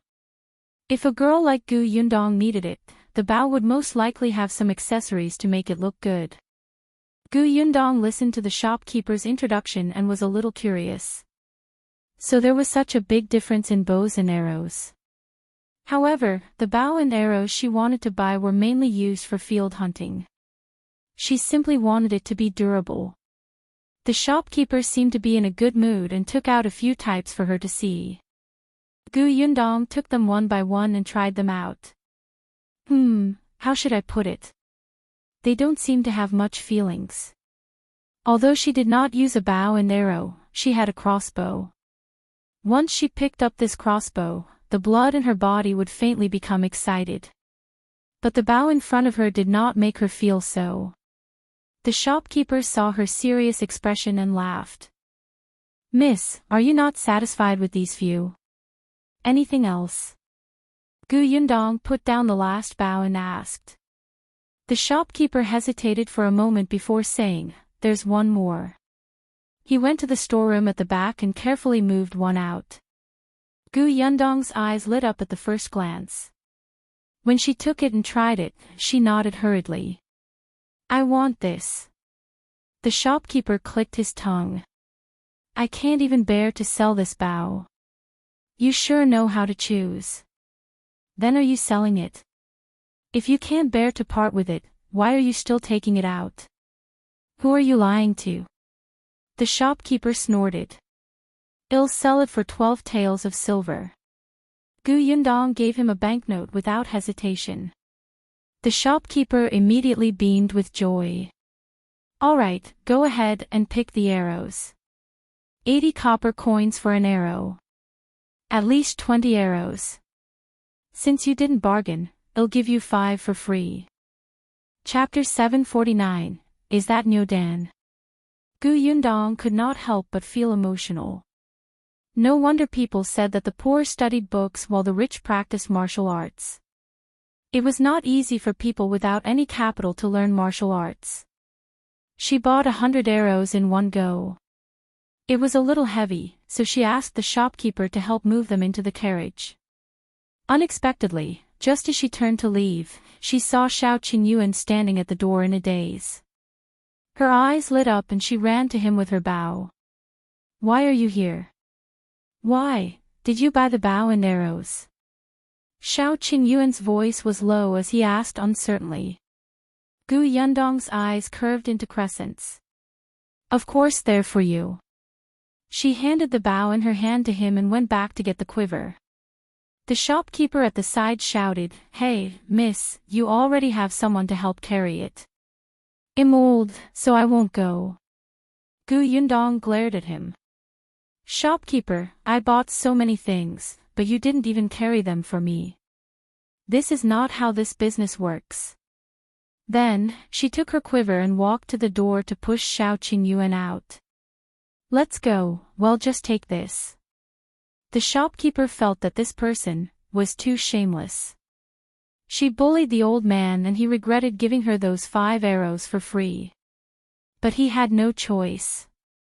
He could only follow with the remaining arrows. After the 3 of them carried the bow and arrows into the carriage, Gu Yundong thanked the shopkeeper.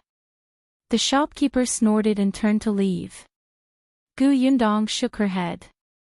"I'm the only one who doesn't mind." Otherwise, with this attitude, it would be strange if the shop could continue operating. "Isn't that right, Brother Shao?" As she spoke, she turned around and saw Qingyuan's lips curl up as if he was very happy. What's wrong with you? Gu Yundong waved her hand in front of him, but Shao Qingyuan grabbed her wrist. Gu Yundong was stunned. She quickly looked around and pulled her hand out. We're on the streets. This person was getting bolder. Shao Qingyuan said, I have a bow and arrows. Why are you giving these to me? Your bow and arrows have been used for a long time. Last time, I said that I would give you my crossbow, but you refused. The bow and arrows are the treasure of that shop. I tested the feel of it. It's not bad. How did you feel when you held it just now? Very good. Every gift from her was great. Gu Yundong was relieved. Seeing that his gaze was becoming more and more passionate, he hurriedly coughed and said, I haven't bought my kite yet. I'll go buy a kite. Before she could finish speaking, she quickly fled. Shao Qingyuan looked at her back view, his heart warm. He looked at the bow and clenched it tightly. When Gu Yundong returned, she was holding 4 kites. There were 4 kites and 4 patterns, but the colors were a little monotonous. Gu Yundong wondered if she should go back and paint them by herself. At this moment, her expression was much better. She carried the kites and got into the carriage. Let's go back. The corners of Shao Qingyuan's mouth curled up slightly. He didn't look at her anymore. The carriage drove towards the entrance of the town again. Gu Yundong heaved a sigh of relief. When the kites were put down, she lifted the curtain and looked outside. Although the town was not comparable to the county, it was still very lively. But very quickly, this liveliness was heard by Gu Yundong along with this discordant voice. She turned her head slightly and frowned. She quickly said to Shao Qingyuan, Brother Shao, stop the carriage first. As soon as the carriage stopped, Gu Yundong quickly lifted the curtain and pointed at a figure not far away. Is that Niu Dan? Chapter 750, I'll uphold justice for you, let's go take a look. Shao Qingyuan jumped down from the shaft, and so did Gu Yundong. The two of them took a few steps forward and arrived at the entrance of a school. Wasn't this school the Wenhuo hall where she had sent Yunxu over but was not satisfied with that pedantic teacher? Niu Dan was indeed studying here. However, the current Niu Dan was standing outside the school, shouting that he had been wronged. His book basket had fallen to the ground and he did not have time to pick it up. His face was filled with stubbornness, but his eyes were red. He seemed to want to enter the school again to look for the master, but he was stopped by the gatekeeper. There were still a few students standing behind the door, pointing and laughing at him. Gu Yundong's expression darkened. She immediately pushed aside a bystander and called out, Niu Dan. Niu Dan turned his head. When he saw that it was Gu Yundong, the emotions that he had been suppressing instantly collapsed. As if he finally had someone to rely on, he burst into tears. Large drops of tears fell. Sister Yundong. Gu Yundong quickly took 2 steps forward, squatted down, patted his shoulder, and wiped his tears with a handkerchief. What's wrong? What happened? Tell me. I'll help you. For a moment, Niu Dan cried a little hard and couldn't stop. Therefore, before he could speak, a few students behind the door started shouting loudly. He stole something. He stole 50 copper coins and was chased out by the teacher. Niu Dan immediately shook his head with all his might. He wanted to explain, but he hiccuped. He was immediately angry and anxious, and his tears fell even more fiercely. Gu Yundong hurriedly patted him. There's no hurry. Tell me slowly. I believe you didn't steal anything. Niu Dan had been in denial for most of the day. Gu Yundong was the first person to say that she believed him without any explanation. All the grievances seemed to be unimportant at that moment. Someone believed in him. There was no need for him to say anything. There was no need for any evidence. Someone stood on his side without any worries. Niu Dan felt that it was enough. His emotions gradually stabilized. Although he was still sobbing, he could clearly say something. I didn't steal it. I really didn't. My father gave me those 50 copper coins. My father said that I've been studying very hard recently and that I've improved. He rewarded me and told me to buy what I wanted. I just haven't thought of what to buy, so I kept those 50 copper coins with me. It's useless. He wiped his face. But today, Xiaoquan suddenly said that he had lost money. Then, they searched everywhere. In the end, they found 50 copper coins in my book basket and said that I had stolen it. The teacher said that I was immoral and had a bad character. He chased me out of the school. My 50 copper coins were also taken away. As he spoke, he felt aggrieved again. Niu Dan couldn't take it anymore and cried. When the others heard this, they whispered to each other. However, the few students behind the door shouted, "You were the one who stole it. How could you say that your father rewarded you? Who doesn't know that you're a poor boy from the countryside? Is your father so generous that he gave you 50 copper coins to spend as you please? No one will believe this." That's right, that's right. If your father really dotes on you, would he be willing to let you work for the family every weekend? The teacher has already told you several times to focus on your studies and not be affected by other things, but you refuse to listen. Just the rise of one place on the ranking was considered improvement. Is your father willing to give you so much money? If you find any errors, ads pop up, ads redirect, broken links, non-standard content, etc., please let us know and report so we can fix it as soon as possible. Chapter 751, Tear Down Your School. I got 3rd place last time. My father only gave me 5 copper coins to buy candy. My family owns a shop in town. How dare your father give you 50 copper coins? Are you kidding me? You stole Xiaoquan's money. Don't deny it. It's useless even if you call your sister over. Do you think she dares to settle scores with the teacher? Our teacher is an elementary scholar, and your sister is just a country bumpkin. The veins on Gu Yundong's forehead throbbed as she listened. Niu Dan was even more anxious. Not only did these people scold and slander him, they even slandered Sister Yundong. They were too much. However, Qingyuan raised his head and looked at the students with a sharp and cold gaze. Among the few students, the oldest was only 13 or 14 years old. Once Qingyuan became ferocious, he could even scare an adult man, let alone these bookworms who only knew how to act tough and never see the world. Immediately, someone trembled and took a few steps back. The others suddenly stopped shouting and did not even dare to breathe loudly. Niu Dan looked at Gu Yundong uneasily. Sister Yundong, it's fine. I'll seek justice for you. Putting aside the fact that Niu Dan often came to her house and called her elder sister all day long, his enthusiastic look made Gu Yundong treat him as a younger brother. He had such a good relationship with Yunfu. His father worked in her workshop and his grandfather was Qin Liang. She could not ignore it. No matter what, she had to clear his name and take back the money that belonged to him. Gu Yundong believed that Niu Dan had 50 copper coins as pocket money. This was the red packet she had given Qin Jinbao.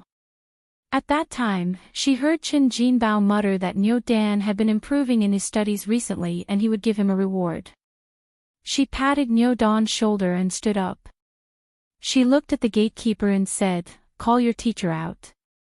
The gatekeeper snorted. "You think you can tell me what to do?" The gatekeeper seemed to be different from the one Yundong had seen before. Compared to this, the gatekeeper from last time was much more polite. Qingyuan saw his arrogant look and suddenly took 2 steps closer to him, kicking the door behind him. "Go and call him." "You, how dare you? Do you know what this place is?" Qingyuan looked at him coldly. "I'll give you 10 seconds. If I don't see the teacher, I'll tear down your school." The gatekeeper's expression changed. Seeing that the man did not seem to be joking, he could only point at him with a trembling finger. You wait. Then, he quickly turned around and stumbled to call for help. Niu Dan looked at Shao Qingyuan in a daze. He used to be very afraid of him. He had personally seen Shao Qingyuan throw a child into the water and almost drown him. After listening to Yunchu's brainwashing, his impression of Shao Qingyuan changed slightly, but he was still afraid. Who knew that Sister Yundong would be engaged to him? Niu Dan felt that this was like a dream. For this reason, he didn't dare to go to the Gu family for a few days. Later on, even if he went to the Gu family and often met Shao Qingyuan, he never spoke to him. However, he did not expect that one day, this man called Wolf Cub would actually stand in front of him. He was so tall and majestic, like a mountain, as if he could help him block all the wind and rain. Niu Dan felt that he was actually not scary at all. He felt that he had let the man down by calling him a wolf cub in the past. He felt a little sad. At this moment, the gatekeeper came out with the master of the academy. If you find any errors, ads pop up, ads redirect, broken links, non-standard content, etc., please let us know to report so we can fix it as soon as possible. Chapter 752. Your request is strange. Before the teacher reached the door, he said angrily, "Who dares to cause trouble here?" The gatekeeper followed behind him. He pointed in the direction of Shao Qingyuan and Gu Yundong and added fuel to the fire. It's them. They seem to be Qin Jingwen's siblings. They heard that Qin Jingwen was chased out of the school and came over to defend him. Qin Jingwen did such an unbearable thing and didn't allow anyone to say it. That man almost kicked the door down. The other students, who were so frightened by Shao Qingyuan that they did not dare to speak, also went forward to complain as if they had found a backer. That's right, teacher. They're barbarians. No wonder Qin Jingwen dared to steal money. It's because his family has such a brother and sister who can't differentiate right from wrong. His sister also said that no matter what Qin Jingwen said, she would believe him. The master's expression was ugly. He stood at the door in a few steps. He glanced at Shao Qingyuan, then his cold gaze landed on Niu Dan. He was a teacher after all. Niu Dan was a little afraid of him and subconsciously took a small step back. Gu Yundong sneered and took 2 steps forward. She looked at the teacher and said, "The teacher is here." That's good. I want to ask, do you have any evidence that our Qin Jingwen stole someone else's money? The teacher frowned. He did not talk to women. Hence, he looked at Shao Qingyuan. Are you Qin Jingwen's brother? Shao Qingyuan couldn't even be bothered to look at him. The teacher immediately said angrily, "I'm talking to you. Don't you even know the most basic etiquette?" Shao Qingyuan finally gave him a look and said, "She's talking to you. Are you deaf?" The teacher was so angry that his chest heaved. After a long while, he said, "I don't talk to women. I don't talk to brainless people." Gu Yundong almost laughed out loud. Shao Qingyuan's mouth was so sharp. She secretly applauded him. You're saying that I'm brainless? I'm an elementary scholar. I'm a dignified elementary scholar. I'm rich and knowledgeable. To be able to teach here, compared to a country bumpkin like you, our difference is simply heaven and earth. You actually say that I'm brainless. Gu Yundong finally could not help but laugh. This is the first time I've heard someone praise themselves so exaggeratedly in front of so many people without batting an eyelid. How shameless. What did you say? This time, he was willing to talk to the woman. Gu Yundong smiled. As expected, you're deaf. I say, you're shameless. Say that again. Gu Yundong was surprised. This is the first time I've heard such a strange request. Since you're so sincere, I'll reluctantly repeat again. I say, you're shameless. The teacher was so angry that he almost fainted. If not for the gatekeeper supporting him from behind, he would have fallen to the ground and made a fool of himself. However, he was still so angry that he could not say a word. Yundong asked, "Can we talk nicely now? If not, I won't stand on ceremony." The teacher's expression became even uglier. This was a threat, a threat. He did not expect this woman to be so shameless and despicable at such a young age. Then he'll ask again. Why did the teacher conclude that Qingyuan stole the 50 copper coins? Why did he think that the 50 copper coins were not given to him by his father? Where's the evidence? On the basis that he has a criminal record and is a habitual thief. Before the teacher could speak, a cold shout suddenly came from inside. Immediately after, Yundong saw a familiar figure walk out. If you find any errors, ads pop up, ads redirect, broken links, non-standard content, etc., please let us know to report so we can fix it as soon as possible. Chapter 753, Unworthy of Being a Teacher. After the figure came out, the teacher immediately stepped forward and asked, "Madam, why are you here?" Madam Sun said, "I heard that a woman was present. I thought that you would definitely be troubled, so I came out to take a look." The teacher sighed and nodded. "That's true. This woman is very tricky." Yundong almost burst out laughing when she heard that. Were the two of them out of their minds? Would he be put in a difficult position just because she was present? Was it difficult for her to ask 2 questions? Madam Sun had already turned around and looked straight at Yundong. She said, "If you have any questions, you can ask me. You don't have to hold on to my husband." Yundong chuckled. Who was holding on to your husband? It was as if she had taken a fancy to this old man. This woman felt too good about herself. "All right, since you two are husband and wife, I won't stand on ceremony." Her eyes darkened. That moment of coldness actually made Madam Sun a little afraid.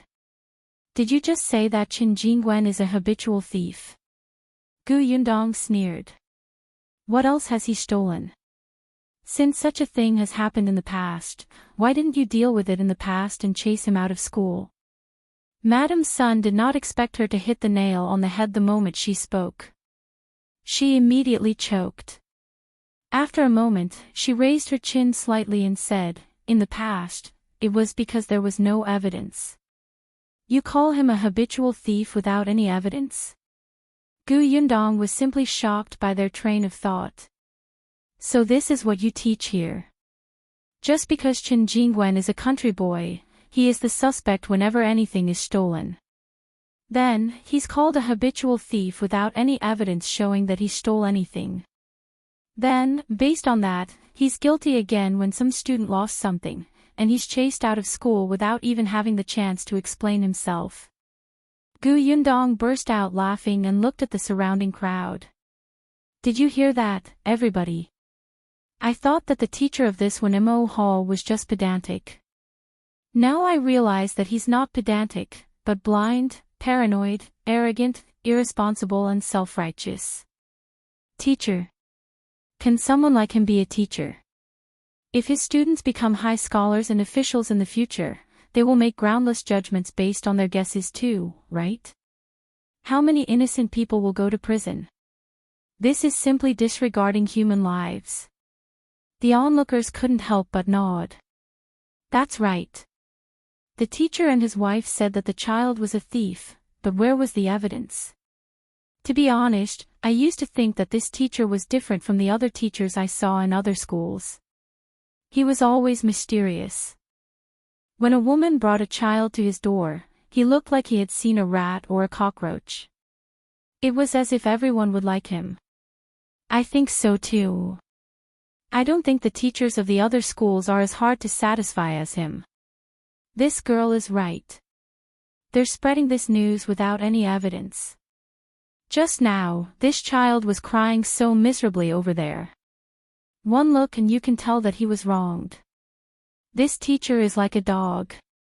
Look at what that Madam Sun is saying. Habitual thief.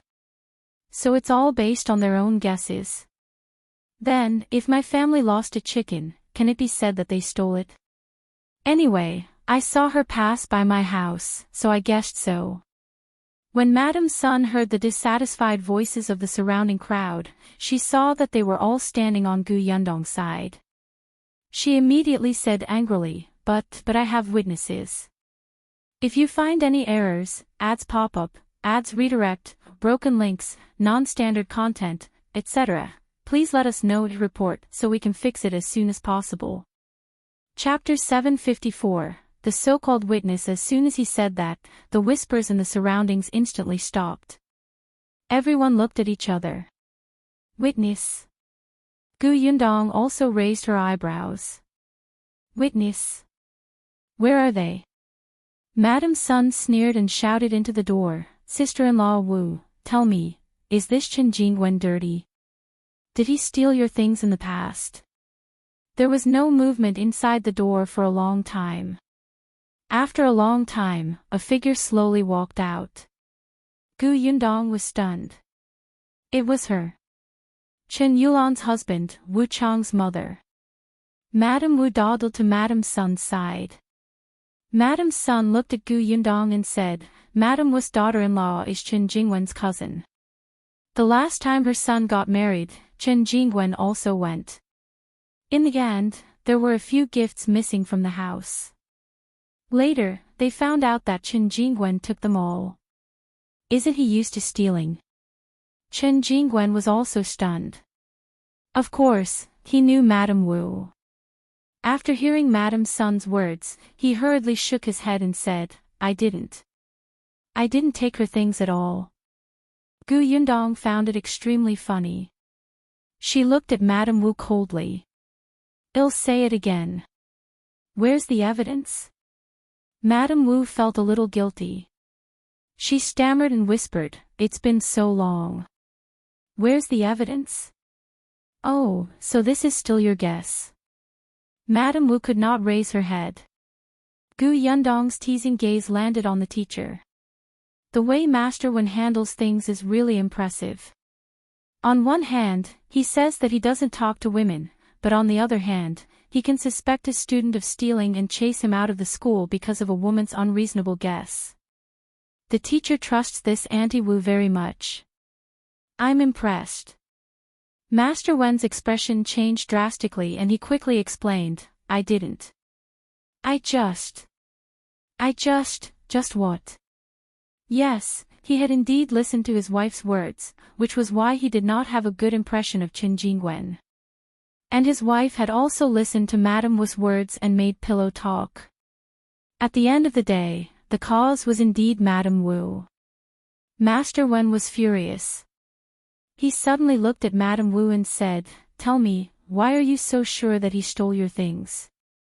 Under everyone's gaze, Madame Wu knew that if she did not say anything, she would probably not be able to raise her head in the future. She secretly took a deep breath and suddenly raised her head. It was Qingyuan who stole it. Back then, only he ran into the room where the gift was placed. The thing was gone. If it wasn't him, who took it? I'm an adult. I have no grudges with such a child. There's no reason to wrong him, right? No reason. Gu Yundong sneered. How can there be no reason? Is it not a reason that the Wu family and the Qin family to fall out? Is it not a reason that your son wants to take in a concubine and the Qin family doesn't allow it and comes to your house to settle scores? Your Wu family is in the wrong first. You don't dare to look for the adults, so you schemed against a child. How impressive. After Gu Yundong was done, she looked at Madame Sun, so she is your witness, right? This is truly an eye-opener. She made up stuff in front of you because of personal grudges, and you lambasted an innocent child based on that. In the end, your husband blamed everything on him and chased him out of school. Elementary scholar. Teacher. You're simply ruining the kids. Pooey, disgusting. If you find any errors, ads pop up, ads redirect, broken links, non-standard content, etc. Please let us know to report so we can fix it as soon as possible. Chapter 755. Admitting mistake. Madame Sun's expression changed. She looked at Madame Wu, hoping that she would say more, but Madame Wu was simply making something out of nothing. Facing Gu Yundong's pressure, Madame Wu did not have any confidence. She could only grit her teeth and hold her hands tightly. However, her mind was blank and she could not find any words to refute. Master Wen almost fainted. He felt more and more people around him, and the way they looked at him was getting worse. Even the students who had run out to watch the show began to whisper. Gu Yundong looked at Master Wen. Say something. Where's the evidence? Did a dog eat your conscience when you were hurting a child like this? You, don't pester me here. Because you can't reason with me, you say that I'm pestering you endlessly. Let everyone be the judge. Who's in the wrong in this matter? Who's pestering someone else endlessly and refusing to admit their mistake? Who's disregarding human lives and ruining a child's future? After Gu Yundong finished speaking, someone beside him immediately shouted, I say, Master Wen, you said that the child was a thief. Show me the evidence. That's right. What right do you have to say that the child's father can't give him 50 copper coins as a reward? I even gave my child a tael of silver as New Year's money. I think he just thinks that the child is easy to bully because he came from the countryside and doesn't have a backer. He might as well find a scapegoat. You think you can be a teacher and educate others? Fortunately, my child hasn't come here to study. These few days, I'm thinking of sending my child over to be enlightened. Forget it, I'll go back and find another school. Fortunately, you didn't send your child over. Otherwise, if something was missing from the school, they might even chase your child out. There were more and more voices, and they were getting louder. At this moment, Master Wen wished he could find a hole to hide in. Madame Sun glared at Madame Wu fiercely, angry that she was actually using her. In the end, he had no choice. Seeing that the accusations around him were getting louder and louder, Master Wen was afraid that the entire town would be attracted over. He could only take a deep breath and say, this is indeed my mistake. I misjudged Qingyuan. After saying that, he looked at Qingyuan and said, the decision to expel you from the school is cancelled. You're still a student of Wenhuo. Come back to class with me. Gu Yundong wanted to spit in his face. You want to let it go so easily after wronging someone? No way. She looked down at Niu Dan beside her. Are you going back to school? Gu Yundong did not want him to continue, but Niu Dan was not her biological younger brother after all. She could not decide for him on this matter. Unexpectedly, Niu Dan shook his head vigorously. I'm not going. I'm not going to this school to study anymore. Gu Yundong rubbed his head and smiled. She looked up. Did you hear that? When Master Wen heard this, he nodded regretfully. Since you've decided, I won't force you. I was your teacher, and I hope that your future will be bright. With that, he turned around and walked in impatiently. However, he had just taken a step when Shao Qingyuan suddenly reached out to stop him. Master Wen was stunned and suddenly looked up. What else do you want? Master Wen is really interesting. Since you admit that you wronged Qingyuan and cleared him of the crime of stealing something, shouldn't you return the 50 copper coins? Master Wen's body stiffened.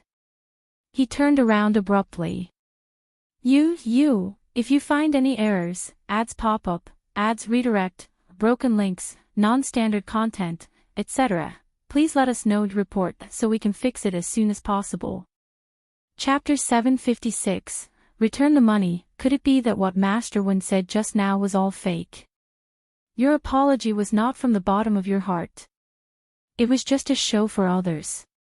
Master Wen denied it on the spot. Of course not. It's just that Qingyuan said that the 50 copper coins was his, and Liu Xiahui also said that it was his. Both of them, in that case, call Liu Xiahui out. Let's face each other on the spot. How about that? The onlookers expressed that they had not finished watching the commotion and listening to the gossip. Master Wen had to continue making a fool of himself, so they agreed. That's right. Let's confront each other on the spot so that we don't malign the child. Call Liu Xiahui out. Master Wen had no choice. Although he was unhappy, his reputation was more important. Therefore, he asked the students in the school to find Liu Xiahui. Liu Xiahui was about 10 years old and looked older than Niu Dan. He was still a little nervous when he came over. He did not know where to put his hands and feet. Yundong narrowed her eyes and sized him up for a while. When he walked out of the door, she asked, "You said that the 50 copper coins is yours, right?" Liu Xiahui quickly nodded. "It's mine." "In that case, is there any mark on the 50 copper coins?" "Mark?" Liu Xiahui looked surprised and reached into his pocket. He really could not understand what mark there was on the money. He was still young and it was his first time doing such a thing. He could not take it any more in the face of a wily old fox like Yundong. He lowered his head and did not dare to look up. Yundong continued, "You might not know, but Qingyuan's 50 copper coins were given to him by his father in front of me. Before giving it to him, his father happened to be writing and accidentally knocked over the ink, so the 50 copper coins were stained. I have ink on my 50 copper coins. They were stained when I was doing my writing this morning, so, he couldn't finish." In an instant, he felt that his mouth was too fast and that something was wrong. Yundong smiled and asked Niu Dan, "Is there ink on your 50 copper coins?"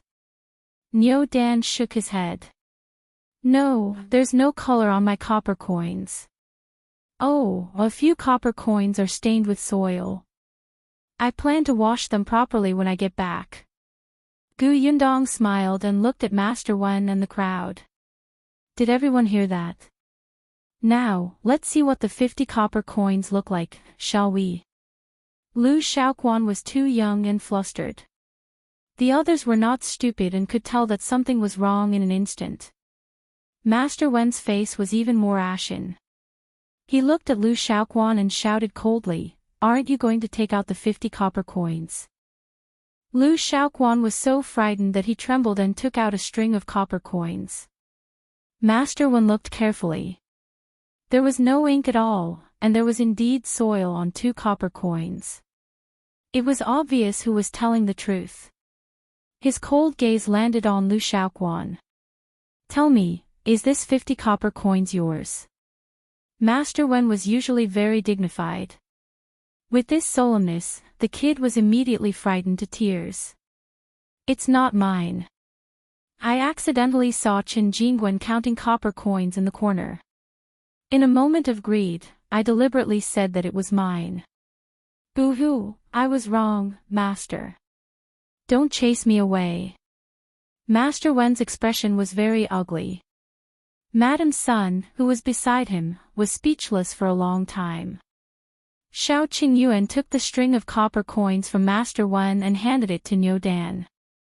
"If you find any errors, ads pop up, ads redirect, broken links, non-standard content, etc., please let us know to report so we can fix it as soon as possible."